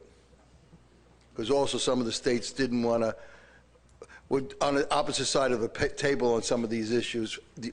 Even the other agencies weren't in their state, or the governor was, so that's why I'm saying that it gets difficult when you do that. Any further thoughts? Eric, would that be a way of handling it, or do you think it's important that the commission send it directly to all governors and senators? I don't have any problem with the individual delegations sending this to their own congressional delegations. So that's fine with me. But I do think it's interesting. We're only talking about a process question. We're not nobody's disagreeing with me that BOEM is running amok amongst us, and I think it's critical that we put that in check. And if it means each one of us sending these letters to our senators, that's fine. You guys have been doing this much longer than I have. I'm a relatively new kid on the block. Whether or not it is more a powerful statement coming directly from the commission, or it's more effective coming from each delegation to congressional delegations, I'll leave that up to the chair. Roy and then Richie. Just to follow up on Eric's suggestion, it seems to me that if we have such a letter that come February or perhaps in the spring when we're in Alexandria for our commission meetings, and many of us avail ourselves of the opportunity of meeting with our congressional delegations while we're in D.C. at that time of year, having such a letter in hand and being able to personally place it in the staffer's hands would be an effective way to convey the message. Thank you. Thank you. Richie? Thank you, Mr. Chair. I would think both. I would think that the commission send the letter out, as Eric has suggested, and then have the individual states follow up with that, and then even follow up, as Roy has suggested, that the more they hear the same type of consistent input, the more important it is to them. Michelle? Thank you, Mr. Chairman. I'm a little uncomfortable with,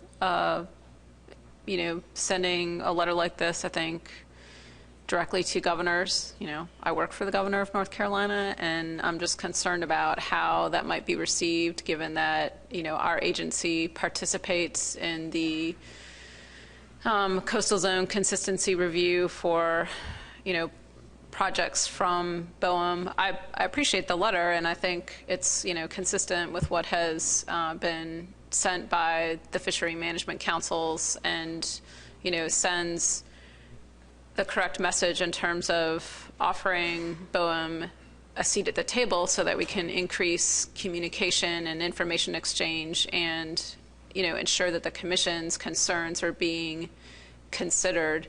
I definitely appreciate what Eric's trying to do. I think just from a state agency perspective, I'm a little bit uncomfortable with that, just being an executive branch agency. Thank you. Further thoughts on this, on whether the commission should send letters directly or let the commissioners forward this to our congressional delegations and governors? David? Yeah, I agree with Michelle. Don't send it to our governor. I'm getting the sense, if it's that there's enough concern by some delegates about the commission sending a letter directly, that it would be best to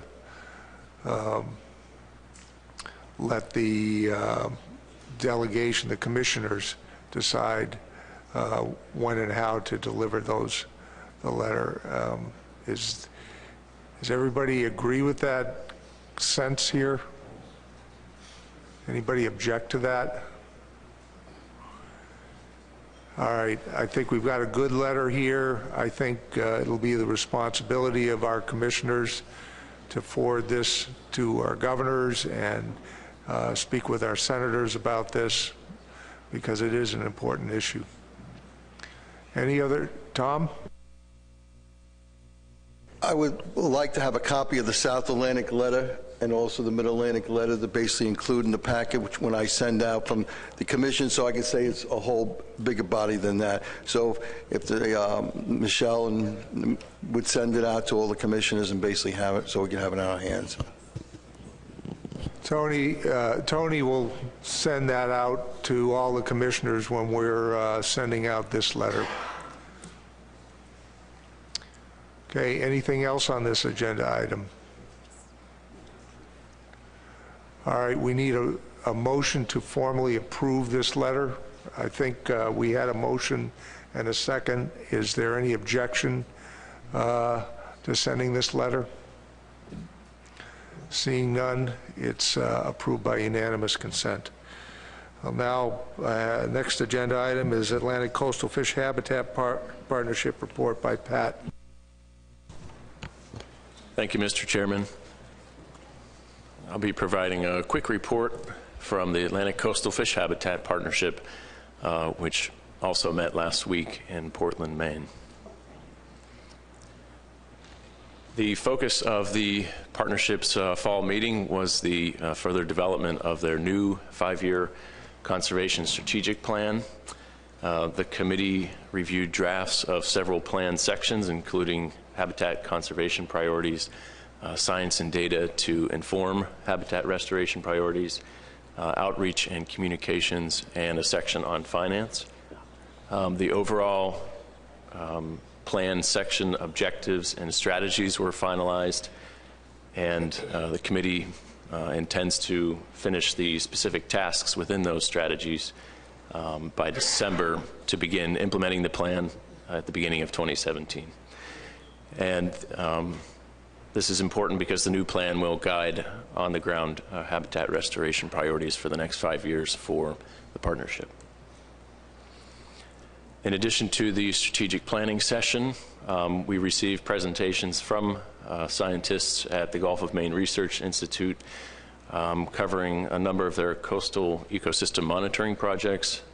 Highlights included an inshore sea herring survey, acoustic survey that they've conducted for the last 5 years, as well as projects on fish monitoring pre- and post-monitoring around dam removals in Maine. We also had a presentation covering work by the Great Bay Estuary Partnership, including the Exeter Dam removal project, which was endorsed by ACFIP.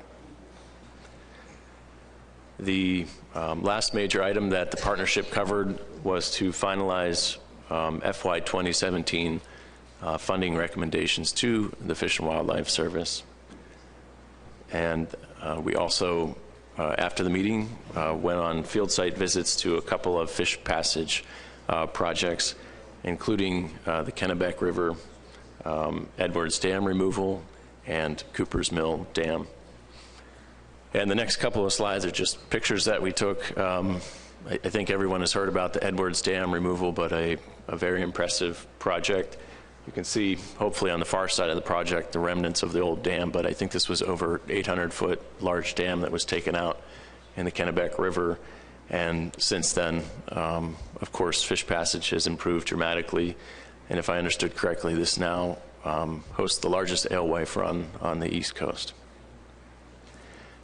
Conversely, this Cooper's Mill site, there's still a dam at this site, and because of the very low flow this year, we anticipate problems for diagenous fish recruitment. Essentially, the low flow has meant that there will be no downstream passage for young of year alewife and other stocks. And so these two site visits really show a juxtaposition of the value of fish passage. Which leads into a quick summary of the FY17 funding recommendations from the partnership. ACFIP received 9 proposals for habitat restoration projects. They came from all of the 4 regions: the Northeast, Mid-Atlantic, South Atlantic, and South Florida. These are relatively small pots of funds, up to $50,000, and the major proposal criteria are to meet ACFIP's conservation priorities, that the projects leverage separate funding, that the projects are shovel ready, and that they have a relatively short time to completion. So the committee evaluated and scored these projects, and I'll quickly overview the top 3, which included 1 oyster reef and salt marsh restoration project and 2 dam removals. And these are the projects that we're putting forth to the Fish and Wildlife Service.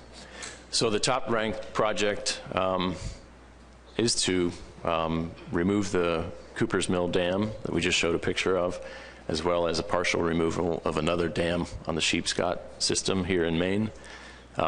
If that project moves forward, it would open 71 miles of river habitat to alewife, Atlantic salmon, and other species. Also notable, the Sheepscot is the southernmost river designated as critical Atlantic salmon habitat. And the project team requested $50,000, but also had a much larger, substantial amount of match to complete this project. The second ranked proposal is for oyster reef and estuarine shoreline restoration in Bogue Sound, North Carolina, where the project team, if funded, would use recycled oyster shells and place them along the shoreline to promote salt marsh accretion. This would provide nursery habitat for sea bass and red drum, as well as feeding grounds for flounder. They requested a slightly smaller amount, about $38,000, and have a similar amount of matching funds. And the last proposal that we'll put forward to the service would be the removal of the upper and lower Sawyer Mill dams. And this would open over 5 miles of habitat for alewife, eel, and lamprey. They also requested $50,000 and had a much larger amount of matching funds from other partners. So again, those funding recommendations will go forward to the Fish and Wildlife Service, and they will make their decisions in the spring. And that concludes the ACFIP report. Any questions for Pat? Okay, thank you, Pat. That was excellent. We are now down to agenda item number 11, and this is something that Jim Gilmore brought up. the National Park Service management policies was, oh, sorry, I checked off Law Enforcement Committee before it was done. Go ahead. Go ahead, Mark. Thank you, Mr. Chairman. The Law Enforcement Committee did meet this week, Monday and Tuesday, and I would like to thank all of the staff and members of the commission that attended the meeting at different times and really contributed to the deliberations, especially Pat Kelleher, Dennis Abbott, Richie White, Dan McKiernan, and Dave Borden for your help with the Law Enforcement Committee deliberations. There is a written meeting summary that we made available. It has more details, so I'm just going to try to cover some of the highlights. Dealing with species issues, and of course the first two that I mentioned here are species that we're going to be talking about later today, American lobster and Jonah crab.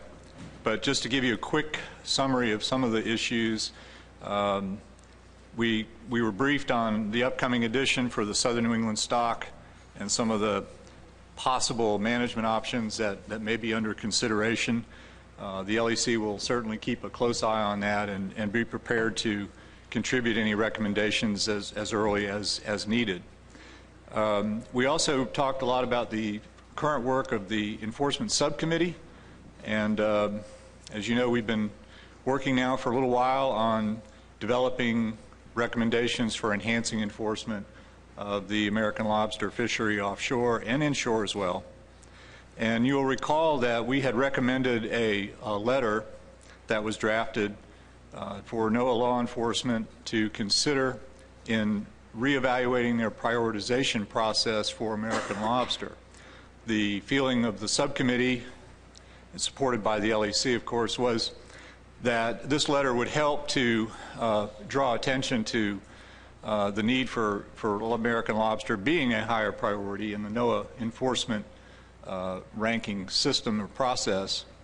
And there were some questions, I guess, about that letter as to the timing and what impact it might have. So we revisited that in our meeting this week, and the LEC reconfirmed with some input from NOAA law enforcement that the timing is good for going ahead and submitting that letter. NOAA law enforcement will be going through their reprioritization process for their next 5-year cycle, which is going to be from 2018 to 2023. But we were advised that this is a good time to go ahead and start providing input to NOAA as to what we see as needs for priority issues for the Atlantic States Marine Fisheries Commission. So the letter would be timely if we go ahead and submit it. If there were also concerns about, you know, when you make these changes in prioritizing species work, which has a bearing on NOAA law enforcement funding to the states through the joint enforcement agreements, you know, are you in danger of robbing Peter to pay Paul? To some extent, that's covered through their process because they have overarching national priorities, but there are also regional priorities that are established. So, for example, there's a whole suite of northeastern district priorities that NOAA sets, and these help to inform the specific needs of a particular part of the coastline. And then even within that, NOAA works on a state-by-state basis to make sure that the priorities are met that also address state needs in dealing with federal supported species. We also talked a little bit about the next steps for recommendations for enhancing enforcement work on American lobster, and there was a strong sense that one of the next best hanging fruit might be to endorse the development or the expansion of a VMS requirement or system for that lobster fishery. There are lots of constraints on the ultimate ability of vessels through vessel size or trap hauling capabilities to work in some of these more remote areas where the fishery is occurring now. But it was felt that this is the next best step in addition to trying to get increased funding and priorities from NOAA to improve and enhance our ability to enforce. So we'll talk more about that, I guess, today during the Lobster Committee meeting. So the next species, I believe, is Jonah crab, and again, we'll talk about that later today. We kind of reiterated a support for a whole crab-only harvest, even though we do recognize that the Commission is desiring to move towards a claw harvest as well. And we've supported a 5-gallon volume allowance. We have a real concern about a bycatch definition that's based on percent catch composition, which appears to be part of the management options. We'll skip over that for now and talk more about that with the lobster board. Next species.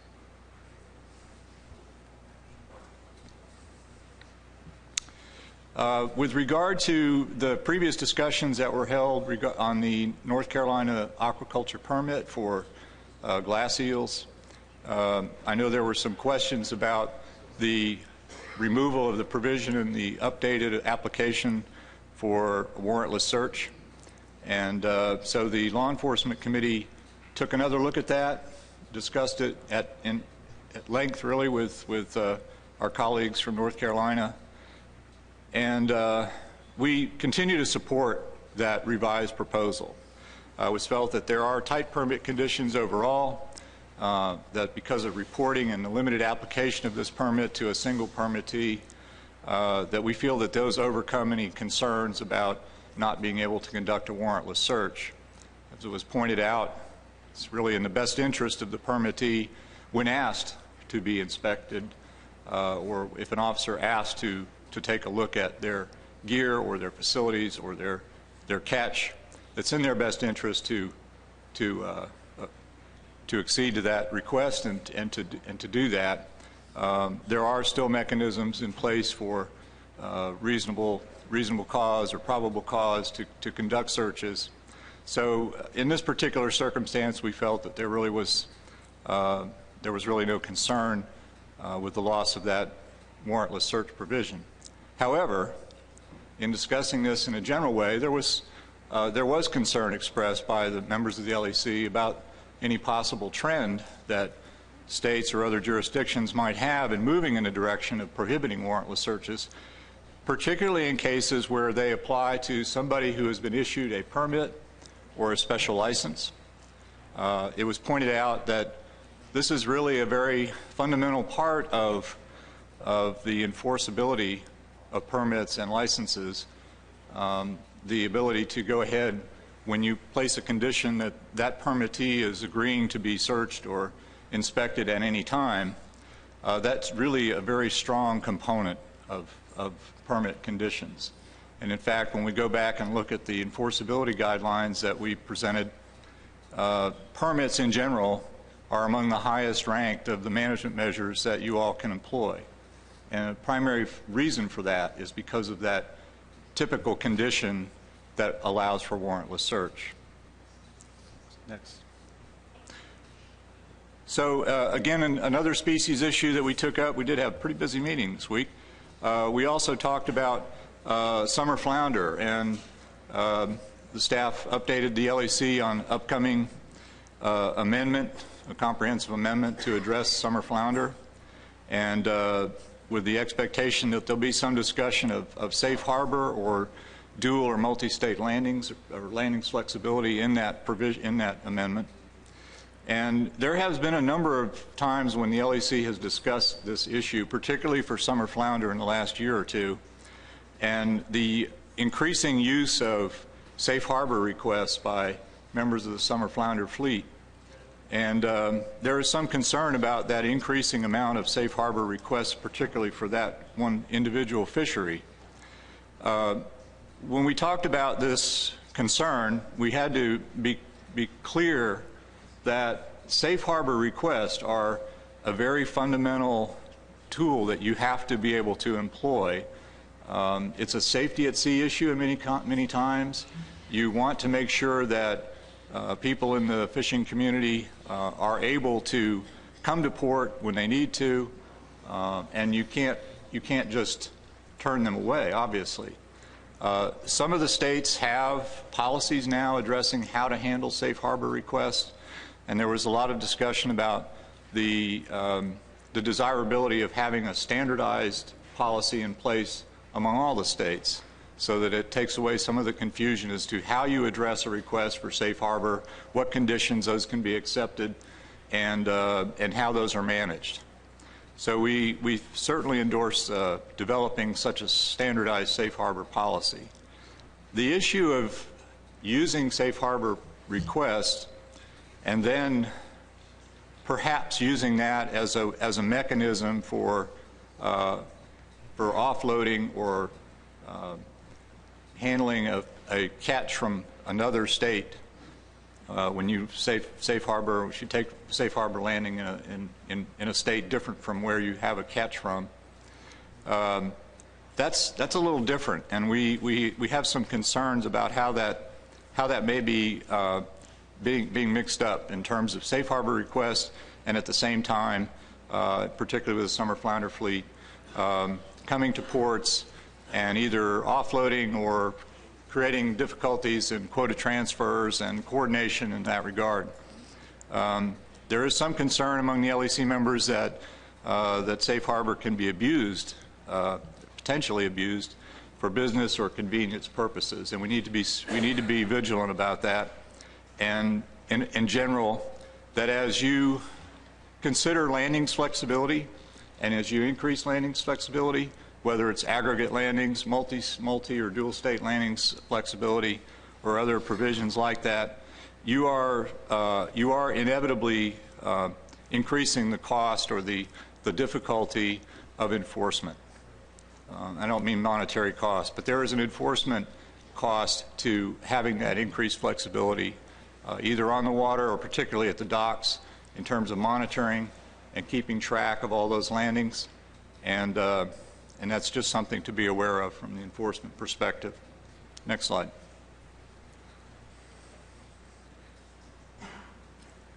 Just real quickly, I'm just going to cover a few other issues that we talked about.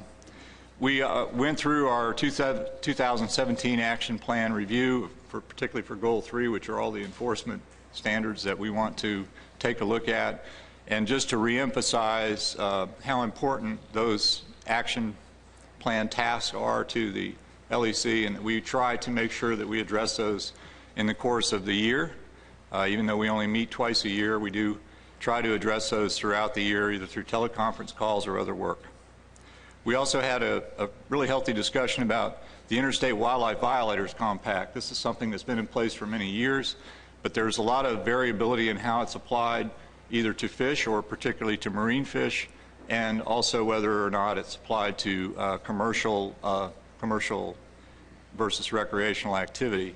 Essentially, this is a compact that allows someone, if someone has a license suspension or other type of penalty imposed on them, that the cooperating state or the member state of the compact would also recognize that license suspension in another state.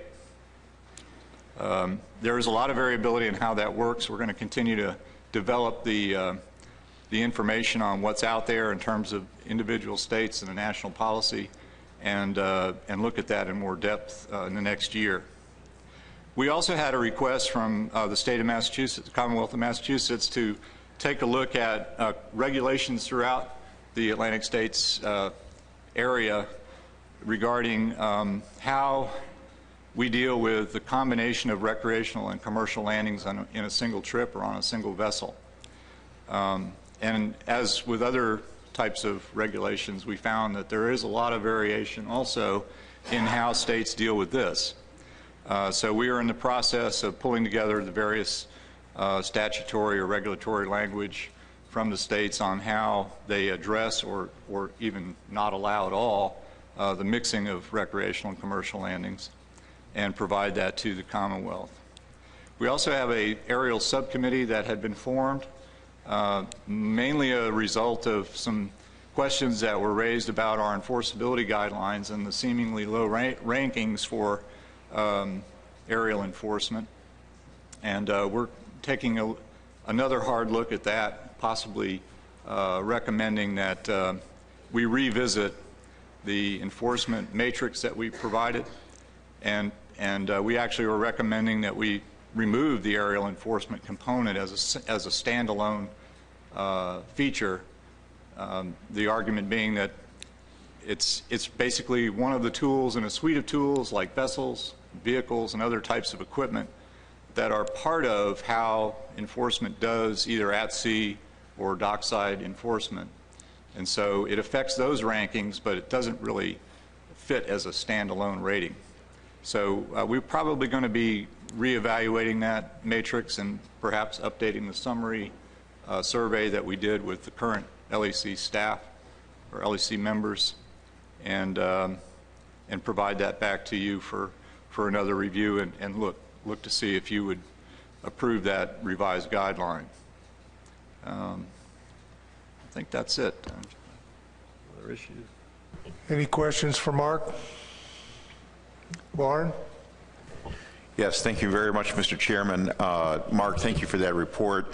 I was especially interested in your dialogue regarding safe harbor, and you alluded to cost thereof, perhaps some of those costs being actually monetary cost.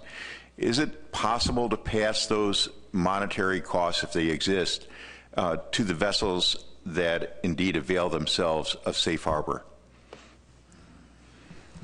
Well, that was a poor choice of a word. When I meant enforcement costs, I meant the actual loss of enforceability as you increase flexibility of landings. And that's the cost that I was referring to. As to monetary costs, I don't have enough information to be able to tell you what that cost is. Obviously, if you have someone who comes to port with a large number of fish that are perhaps from illegal to land in one state but not legal in the state they've come to safe harbor in, or if it's an amount that's over the quota of the state where they've sought safe harbor, there's an amount of monitoring that has to go on to make sure that those fish either stay on board, or if there's a process of quota transfer, that all that gets tracked. So in terms of monetary cost, it's part of the cost of the enforcement officers having to keep track and monitor those vessels while they're in safe harbor, and to continually keep tabs on that. But I don't know that that's an excessive monetary amount. I can't answer that right now, but I don't know how you would pass that along to the individual vessels. Again, in many cases, they're making a request under safety consideration, and so obviously the enforcement branches are very sensitive to that. We're sensitive to safety at sea, and so you try to be as accommodating as possible. Dave Borden. Thank you, Mr. Chairman. A couple of comments. I attended the session on Tuesday, as Mark indicated. I just wanted to go on the record and compliment both Mark and the committee for a lot of fine work. I thought the discussion at the LEC meeting was excellent. I like the dynamic there and how they're all working together to try to standardize things. The other comment I would make, and these are all brief points, is that, and we're going to get into this in the lobster discussion that's going to follow, is there is a discussion about having a line at the 70-degree line in the next addendum. So I think we should try to integrate the recommendation about VMS as far as an option in the public hearing document. I'd also make the observation that I think it's what I would envision for the lobster board meeting is that there's going to be a continuing discussion about adding other options to that document, and I think it's important to get the LAC to review those options before we take it out to public hearing. My final point is that both the LAC and the lobster board recommended formalized positions recommending that we raise the priority of lobster enforcement in terms of the JEA agreement. And the NOAA officials at the meeting the other day basically provided very clear guidance to all of us that now is the time to finalize those recommendations. So I think that since we've had both the LEC and the Lobster Board make this recommendation, I think the Policy Board should endorse that recommendation and send a letter to NOAA asking that the priority of lobster trap enforcement be raised. And I defer to you, Mr. Chairman. Do you want a motion on that, or could we resurrect the motion that the Lobster Board dealt with and discussed?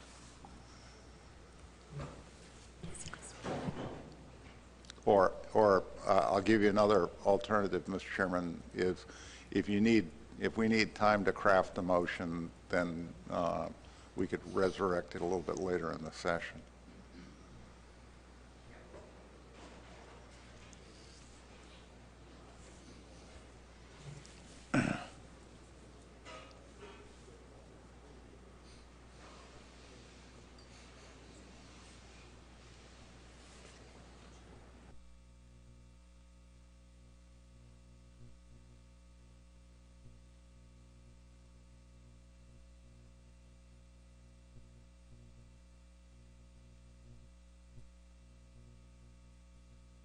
So I would suggest you craft a motion. It could be very simple. I think, Megan, do you have a motion?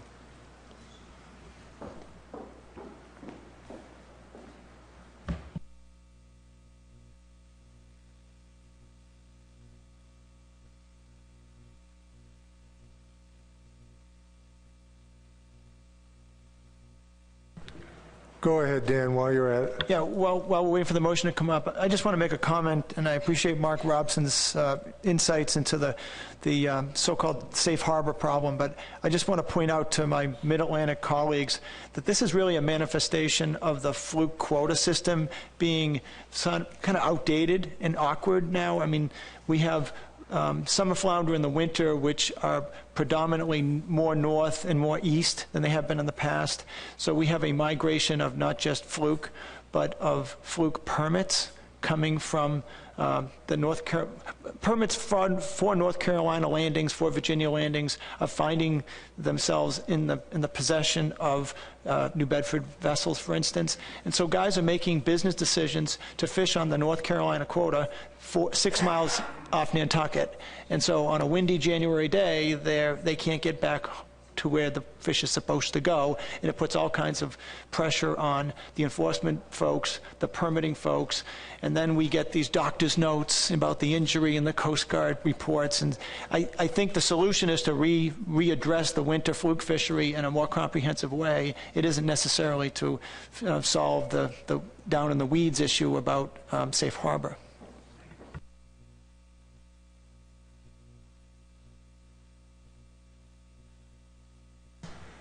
Is that a motion you'd like to make, Mr. That's a motion, Mr. Chairman. Is there a second to this motion, Pat? And,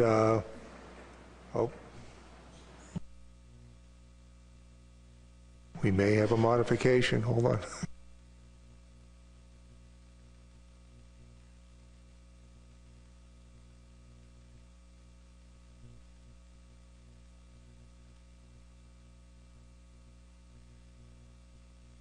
Okay, we have a motion and a second, and just to give the board sort of a process that this will go through, since we don't have a letter in front of us right now, is once staff crafts this letter, they'll bring it to the LEC chair and the Lobster Board chair for them to review it, and then we will send it out to the policy board once it's been approved by those two chairs for consideration, and we'll have probably an email vote on it on whether to actually send it out.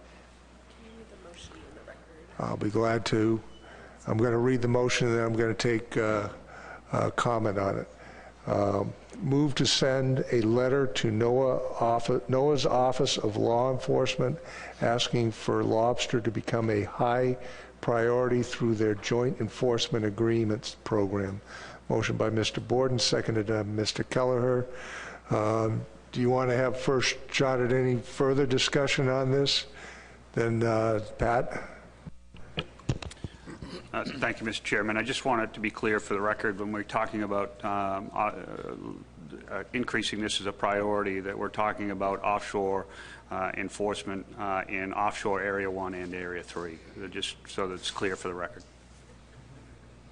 Okay, thank you, Pat. That's true. Is there other discussion on this motion? Dave? Yeah, thanks, Mr. Chair. So law enforcement is important for every species, and when we say making lobster a high priority, that necessarily means it pushes something else down. And given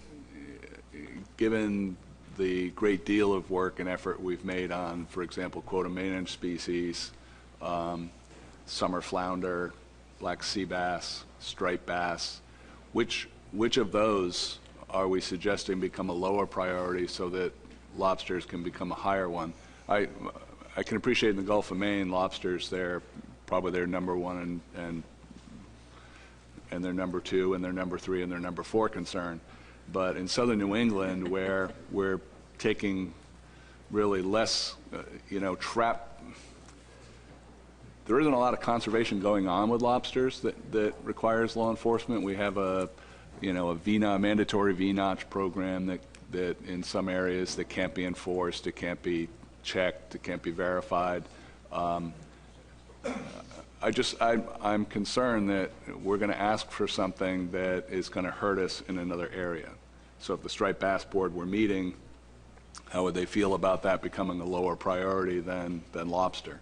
So I just think we have to look at a list and say, where does lobster fall in our priorities as a full commission? So I don't support the motion. Pat? I appreciate David's concerns. When I think of this as a high priority issue, lobster is number 4 in our state of Maine JEA agreement right now, number 4. Groundfish and herring are still one of the highest priorities within that document. So from the state of Maine's perspective, what we're looking for is a shift upward. We should be offshore doing lobster work, and while we're doing lobster work, a byproduct of that enforcement work would be checking herring, checking groundfish boats. And so I really think it becomes, at the end of the day, OLE's prerogative on how they're going to shift that priority within each state's agreement, because it's not a single agreement across states. Each state has a little bit different agreement. So for Maine, New Hampshire, and Mass, lobster might rise up while something else may go down, but it may not impact Connecticut's agreement at all. Dave? Thank you, Mr. Chairman. I'll make this really fast. That's really an important point. In other words, my response to David would have been when Connecticut writes their JEA agreement, they don't have to have lobster enforcement to be a high priority. They have the flexibility to tailor-make that to put the emphasis on other species. Dave? So then I guess that it begs why the full commission is making this motion. If this is an individual state preference, then why is the full commission saying to OLE make lobster a high priority? I'm even more confused now. And I guess I'd say from a commission perspective, if lobster is doing so well in the Gulf of Maine and groundfish are doing so poorly, why would we take law enforcement attention away from the most troubled stocks and put them on the healthiest stock? Again, I think if it's an individual state thing, then we shouldn't be talking about it. And I shouldn't bring up Gulf of Maine and lobster sitting here in Maine. But, again, for southern New England, we just have much higher priorities than lobster, clearly. We've worked much more diligently and suffer much more with things like black sea bass than lobster right now.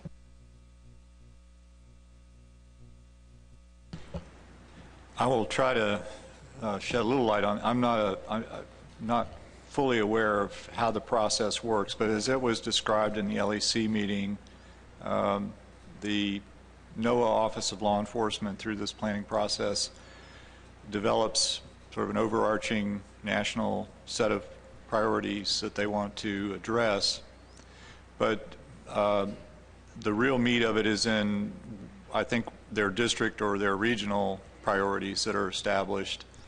For example, Tim Donovan, who is the NOAA representative on the LEC, provided us with a copy of the current enforcement priorities for the Northeast Division, and that it's broken down by a variety of very specific activities: high priority, medium priority, low priority.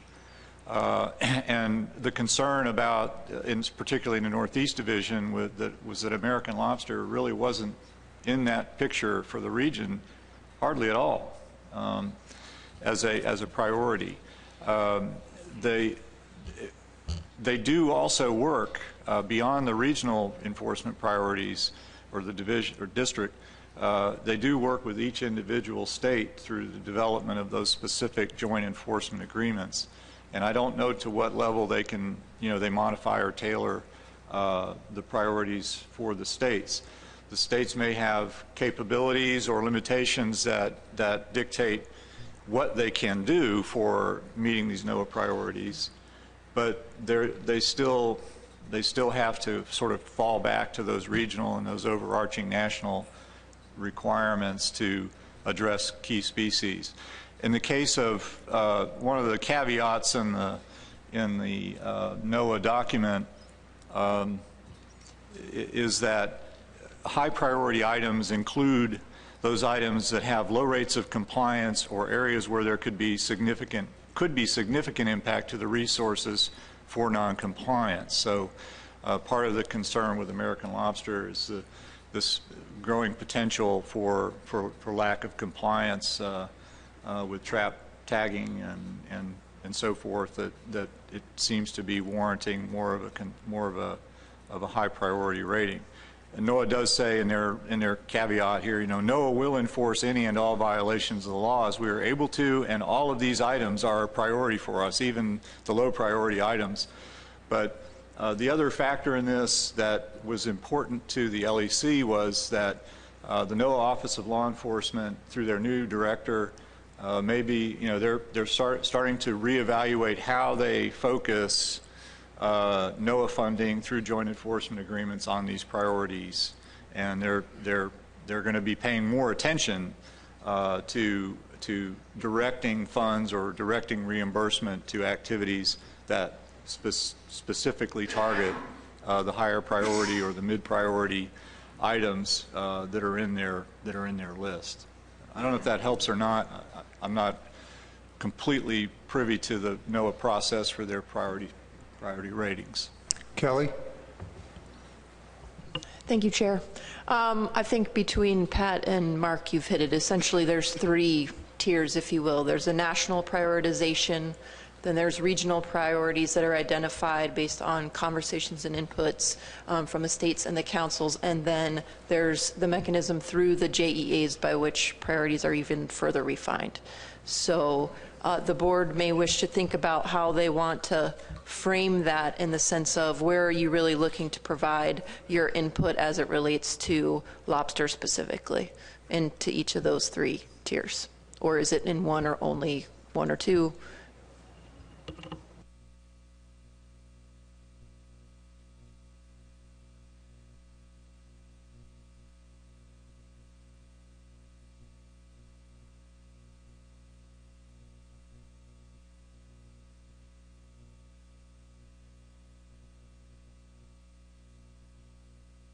Dan?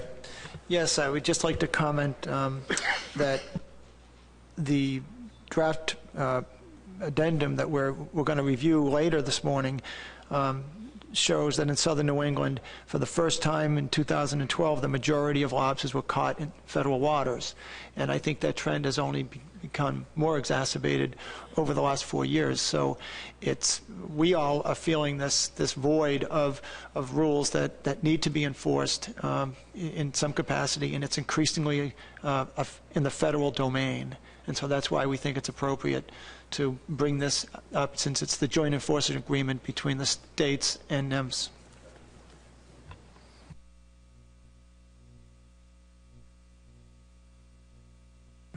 Tony? So if this motion were to pass and we could draft this letter more specific, what it sounds like to me is the regions that you would like us to put that higher priority on. But from my understanding of what Dan just said is that we're seeking higher priorities in the offshore areas. In particular, we're going to be moving forward with regulations in southern New England, which would cover portions of Area 3, which we would want offshore enforcement in. So that would be the New England region, as well as, I'm assuming, is it a Mid-Atlantic? I don't know what the middle region is called, if it's called the Mid-Atlantic or whatever that central region would be. That's where we would be looking to put a higher priority on lobster for in the offshore waters. Is that correct? Would we want Area 3 as well, though, based on what Dan just suggested?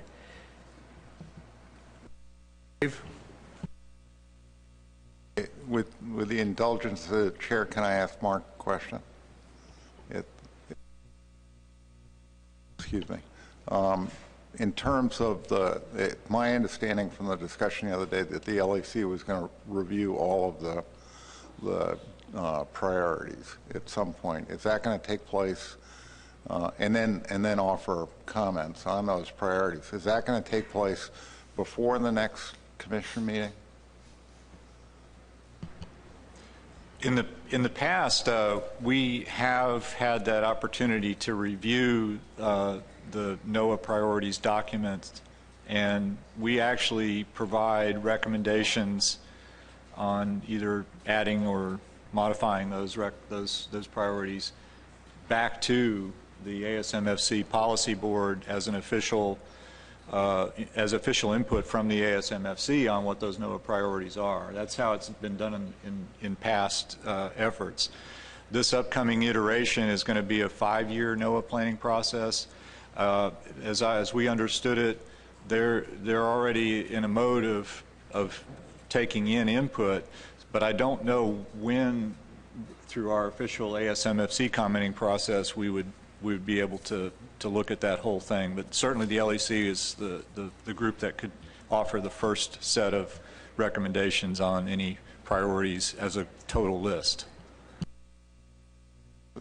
I guess my suggestion, Mr. Chairman, is to pass the motion and then check on the specific deadline that NOAA requires input, and if in fact the period of time that we have available coincides with our next meeting, then the policy board could actually look at a recommendation from the LEC and then look at the actual priorities and try to do a more comprehensive recommendation on this. But in the event that they need this input prior to that time, we would at least have one recommendation into it. Mark? And in thinking about this, and certainly we can check with the NOAA staff, but they're at sort of the early stages of gathering up ideas and suggestions for priorities, and I don't know when. It may be a longer period before they actually have a draft document for that 2018, 2022, maybe towards the end of 2017 before there's an actual draft document that we would officially review and comment on. Kelly? Thank you, Chair. As far as I know, this process hasn't even officially started. So I think we're at the very, very early stages. So I think there's going to be plenty of opportunity to have the process that Mark outlined. As far as I understand it, we're going to pursue a similar process as we have in the past, where we would produce somewhat of a draft, come and get input from the commission, the councils, state partners, et cetera, And so I think this would be an opportunity for the commission, if it wanted to get in on the earlier side of that, of identifying what it considers to be at least one of its priorities to start. And you could include as part of your letter, if you wanted to, acknowledging that the board might want to have more extensive conversations across all of its species, as Dave was alluding to, and provide further feedback to OLE in the future. It sounds like a process that I think we can move forward with. Is there further discussion on this motion? Dave? So, based on what Kelly said and the time that we have, I don't know if I would move to postpone this action on this motion until the full commission has an opportunity to look at the priorities and weigh in on the relative priorities for the whole commission by species. Because at this point I look at it and I don't know necessarily if lobster moves to high, then something moves out of high. And I'd like to, I think the commission wants to know what drops. So I think we need to take a step back and look at our commission species and make a more holistic motion in terms of the commission's view on priorities. So I move to postpone. To what time? You need a time certain. Until a draft set of priorities is developed for each region in the commission's range. Okay. Is there a second to this motion? Jim Gilmore?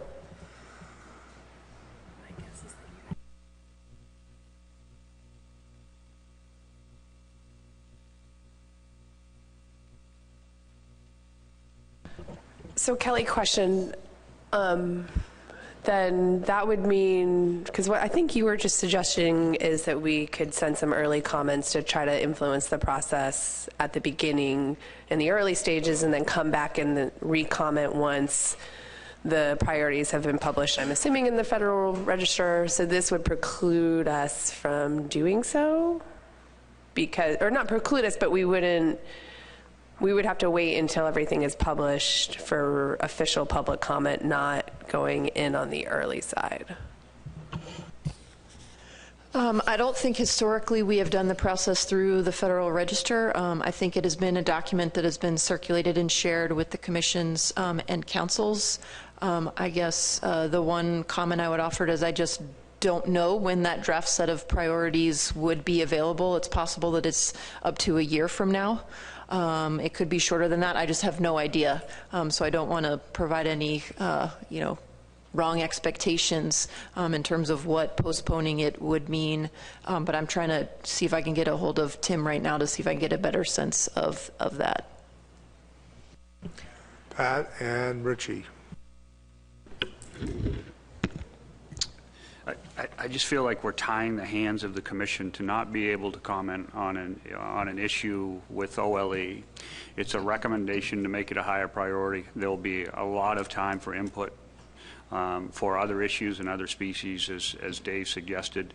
Why everything looks tranquil right here in Bar Harbor, while everybody has been sitting around this table, I've been dealing with the biggest trap war in the history of the state of Maine, with more than $500,000 in gear loss, and we're getting ready to announce a $15,000 reward associated with this. As Dan McKiernan said, everything is shifting offshore. The need for more dollars and more support for lobster enforcement is, we're at a critical stage. And if it helps to craft this to make it more specific towards the Northeast, I'm fine with that. But I would hate to postpone this and wait for OLE to react. So then we're reacting to what they have. I think it's better to get in early and comment early. And if it means we need to get ahead of the game with other species over the next few meetings, then we should do that. Richie White. Thank you, Mr. Chair. Agree with Pat. There was, when I attended the meeting, there was a lot of discussion about the problems, both Area 3 and offshore Area 1. And I know I've heard from a lot of lobstermen in southern Maine and New Hampshire and northern Mass that call the outside area, of Area 1, the Wild West. And the Maine law enforcement talked about hauling ghost gear with 40 trap trawls with no tags on it, and that type of fishing is commonplace out there now. And the ability of the states right now to enforce that area is very difficult and almost non-existent, due to the size of vessels needed. So I think this is critical. I think that we can always adjust this going forward, but I think being in early to the service, showing how important this is for the northern states, I think it's worthwhile going ahead, so I'm going to oppose the motion to postpone. Steve Train. Thank you, Mr. Chair. I think for me this isn't about the lobster so much, even though I'm a lobsterman. This is about priorities, and I think everyone's familiar with Sutton's Law, even if they didn't know what it was, and they asked Willie Sutton why he robs banks. He says, because where the money is. The cheating is going to go on in the fishery that has the money in it, and we may have other priorities in a region, but right now this is a lucrative fishery, and this is the fishery that needs a priority on enforcement. And I oppose delaying anything on this, and I'd say the same thing if it was sea bass that we were delaying, and that's where the money was. Right now, we need to get on this, and we need to get on it quickly. Jim Gilmore. Thank you, Mr. Chairman. I completely support you guys, but that first motion is very generic. So if you modified that to include the areas of, maybe northern Mass, New Hampshire, whatever, offshore areas, I could be more supportive of it. Right now, in the world of law enforcement that I understand, you say something simple like that, it means everywhere. So, and I agree 100% with Dave. Lobster off of New York is not a big priority as other things. So I was just trying to postpone it to perfect it more so that we understand where the priority is. So if, again, if you wanted to go back and limit that to a specific area, I could support that and we could vote on that today. Thank you. Dave Borden. Just a quick point, Mr. Chairman, that I'm opposed to the motion to postpone, but I don't, and one of the principal reasons is I don't want to wait until the end of this process and then evaluate the priorities. The enforcement personnel at that meeting the other day have already been sent from the Office of Enforcement documents outlining the existing priorities. There's no reason that we can't look at that same document and formalize a position. Obviously, we're at a point where we can't amend that motion because we have a motion to postpone on the board. So, yes, sir. Dave. Just as a point of order, is a motion to postpone debatable?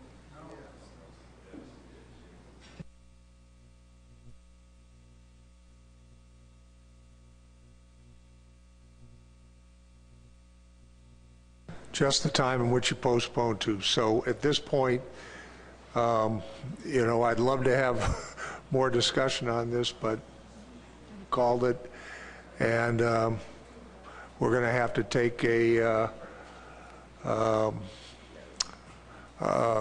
on this.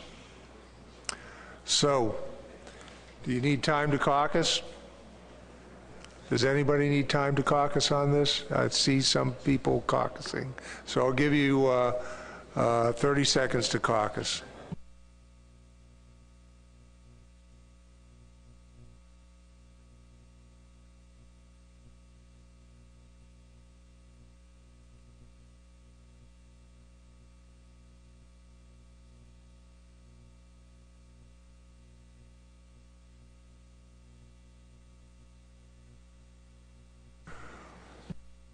Okay, on the motion to postpone, move to postpone the motion until a draft set of priorities is developed for each region within the Commission's range. Motion by Mr. Simpson, seconded by Mr. Gilmore. All states and jurisdictions in favor, raise your hand. 1, 2, 3, All opposed? 1, 2, 3, 4, 5, 6, 7, 8. Any abstentions? Any no votes? One no vote. One no vote. No. One no. So the motion fails 6 to 8 to 1. We're now back to the motion, the underlying motion here.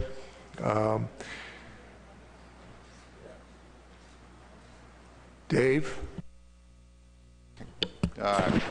With the agreement of the seconder, I would suggest it'd be more appropriate if we added after make high instead of high, higher.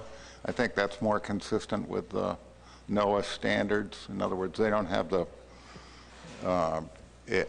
in fact, I think the LEC looked at that language and recommended higher originally. Is the seconder okay with that? I'd be okay with that, but based on comments from Mr. Gilmore, do you think we should also, at the same time, since we're trying to perfect this, include within the Northeast region? Does that get to what you were looking at, Jim? I see an agreement between the maker and seconder. Is there any objection to making this change from the board? Seeing none, we now have a motion. Is there further discussion on this motion? Do you need time to caucus on this? I'm not seeing anybody saying yes, so we'll go right into it. All those in favor of this motion as written, raise your hand. 1, 2, 3, 4, 5, 6, 7, 8, 9. All those opposed, raise same sign. 1, 2, 3, 2, 3. Any abstentions? 2 abstentions. Any no votes? The motion carries 11 to 3 to 0 to 2. No, 11 to 3 to 2 to 0. Any other discussion on this item? Dave? I apologize for continuing to bring up points.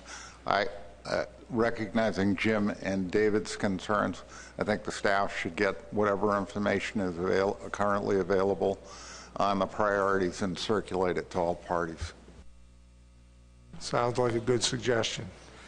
All right, we are now on to item number 11. Consider comment on the National Park Service management policies. Jim Gilmore. Thanks, Chairman. I'll try to compress this down so we can catch up a little bit. There's a director's order from the National Park Service on fishing, which includes marine surface waters, and there are 88 of the 409 national parks actually have marine waters. This order is derived from a 2006 Park Service management policy, so it's not entirely new, but there seems to be a lot of interpretation as to what some of the information is, and actually there's a lot of discretion from the individual park superintendents. There was a call on October 12th, and I had one of my staff sit on it with the Association of Fish and Wildlife Agencies, which went into a little bit of details, and the slideshow that's at the end of the supplemental material goes into some of what was presented at this meeting. The intent of the director's order is to make park policies on fishing more consistent. However, there's some things that raise some flags with me, and I think some other folks maybe with the agency. First off, recreational fishing is generally allowed. However, commercial fishing is generally prohibited. And the flag during the meeting that came up was they consider for hire party and charter boats are considered commercial fishing under the NPS regs. But just a note, this morning I got an email that was updating that a little bit, and they're saying that charter boats may not be considered commercial, but they may require a commercial youth authority permit from the National Park Service if they're going to they're going to be fishing within the waters of the National Park System. Now, I have two in my region. I have Fire Island and I have Gateway. and the boundaries for those parks extend 4,000 feet into the bay, the Great South Bay, and 1,000 feet into the ocean. So if those recreational fisheries are excluded, then essentially those boats cannot go in there. For some of the good news is the park superintendents are required to work with the state and local representatives when setting regulations, because they can set their own regs. So I'm not exactly sure how they would do that.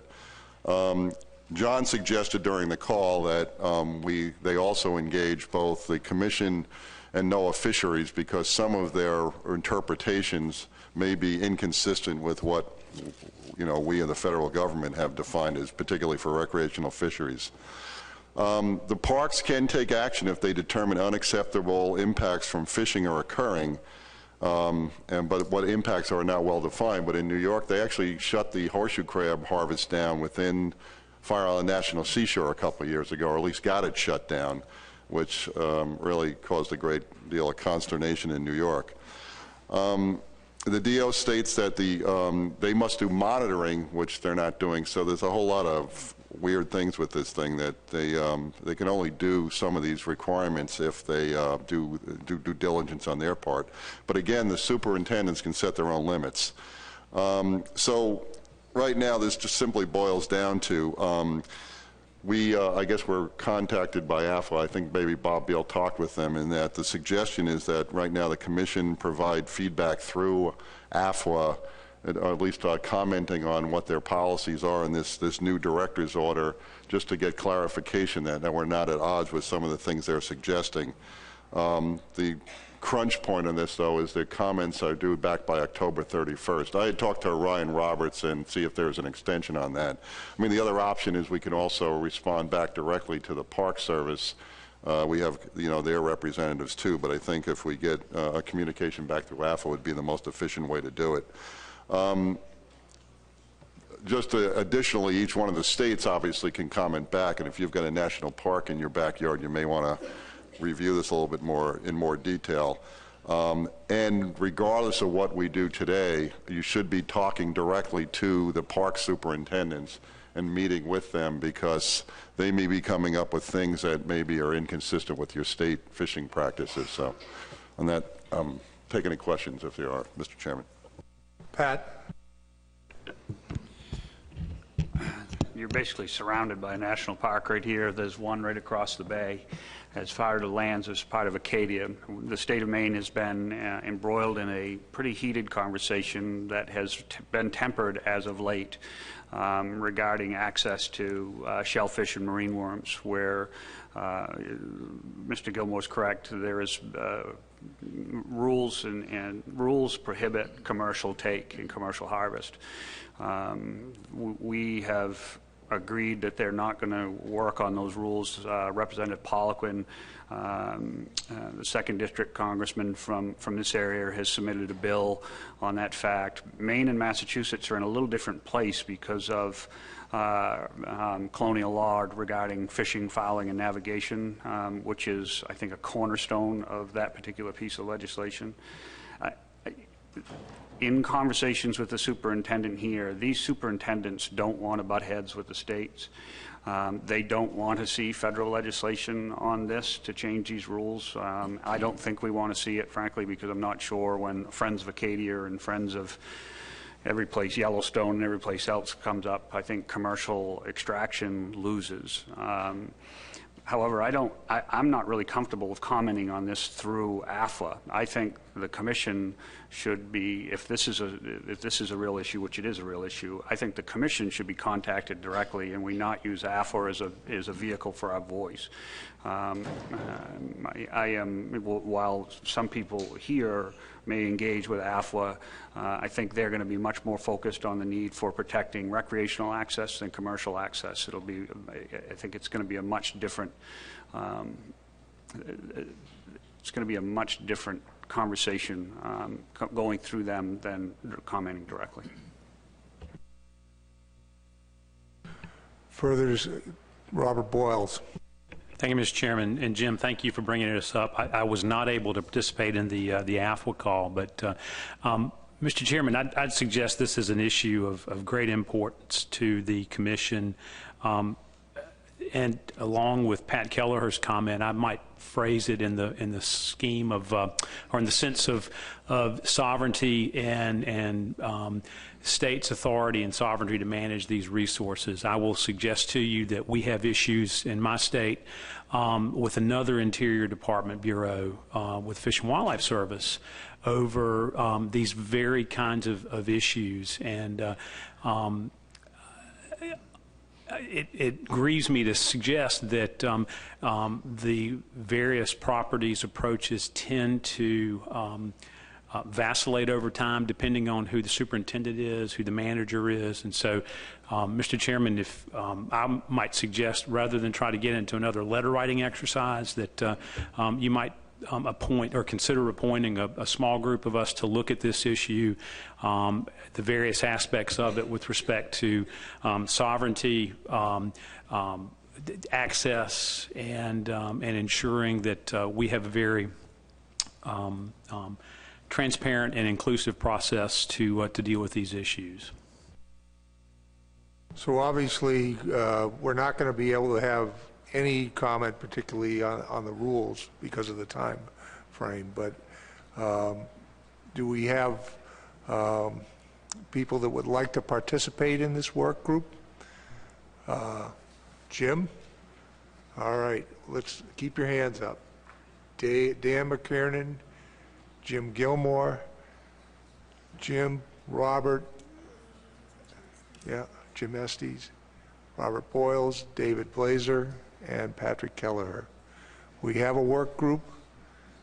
I'm sure we'll have staff try and organize a conference call to start off with. And I think you have some basic information, Jim, that you can provide to start it. I'll put you in charge, Jim. And thanks, Mr. Chairman.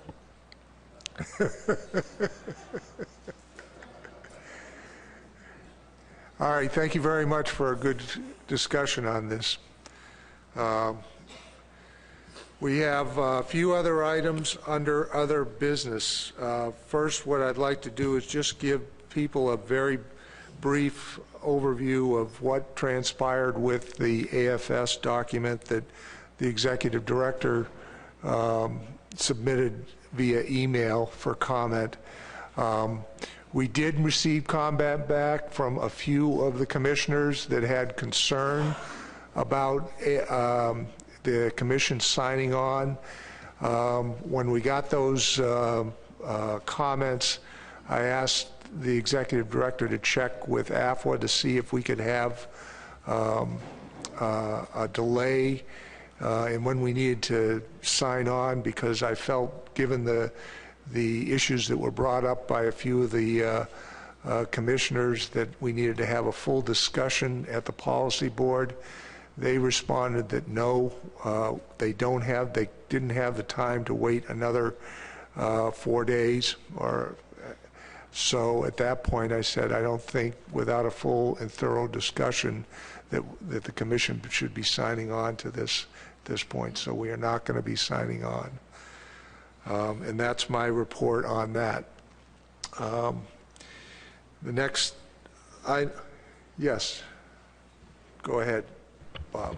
AFS did say, you know, if the commission would like to send a letter of support to the about that document on the elements that we could agree on, we can do that. But I don't know, I'm not sure if it lends a whole lot to that document. So, you know, that option's still out there, but I'm not sure we necessarily need to go down that road.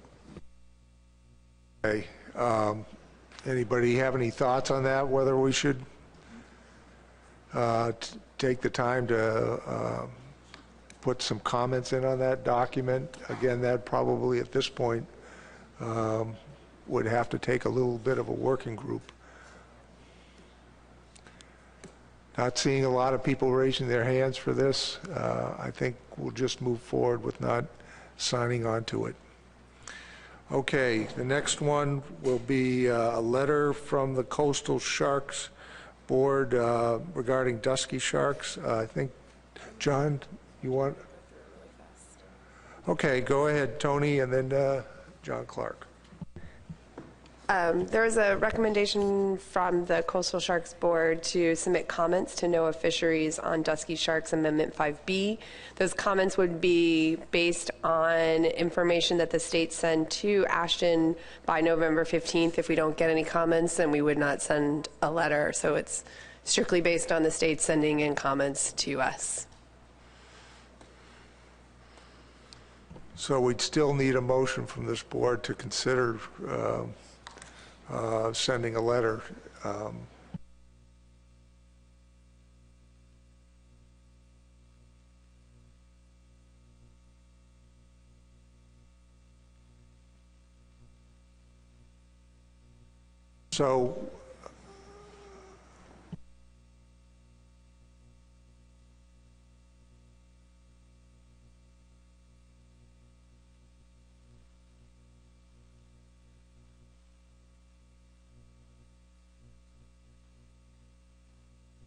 So what staff is, Tony is suggesting is that as long as there's no opposition to the staff drafting this letter based on comments that would be provided by the states, she will go ahead and do that and then send that out to the policy board via email for an email vote.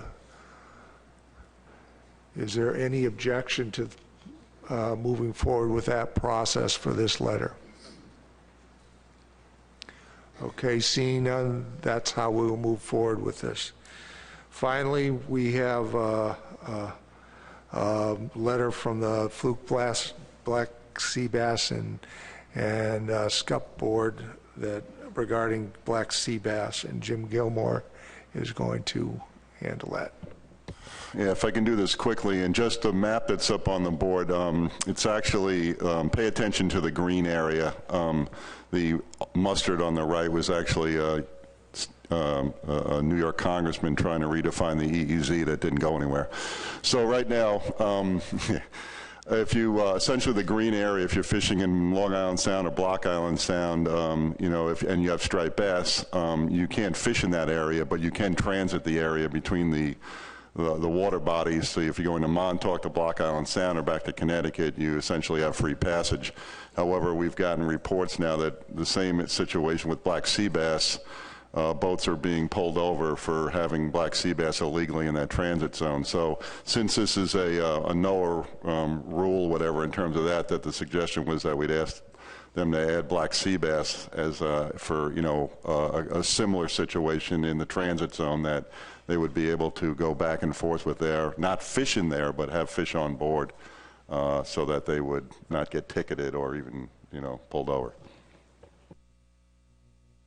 Okay, so the Black Sea Bass Board is requesting that this letter be crafted. This would be, again, another situation where staff would craft the letter and then we would send it out to the policy board for approval via email vote. Is Adam?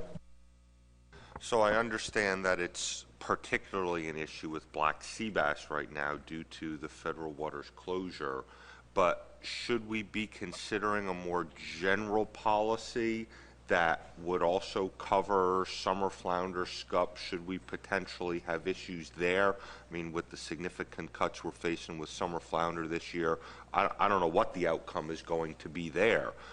But the issue in question is transiting closed state waters with recreational harvest taken from legally open state waters when federal waters are closed. So should we be considering this in a more general sense, would be my question. Dave? Yeah, thanks for that comment, Adam, because I think that is looking down the road at what may be coming this year. If I get my wish that someday the federal government will actually engage in some conservation of summer flounder in federal waters, it could happen here and they could have a closed season. And closing the waters, that's perfectly fine, but allow transit. Otherwise, Rhode Island's in a fix for having waters that are only open to the couple hundred residents of Block Island. So I think it really does make a lot of sense. They cannot fish in there, but they have to be able to transit. So is there any objective objection to moving forward with a more broader letter that would reflect fish being able to transit that zone with fish that are legally caught in state waters, any species that are legally caught in state waters. Seeing no objection to that, is there any objection to the process that I laid out here, that a letter will be drafted and then forwarded to the policy board for approval via email vote? Seeing no objection to that, we'll move forward with that process. And I believe that brings us to the end of the policy board here. Any other items to come before the board? Seeing none, this meeting's adjourned, and we will start hearing in 5 minutes, 2 minutes? 2 minutes. 2 minutes.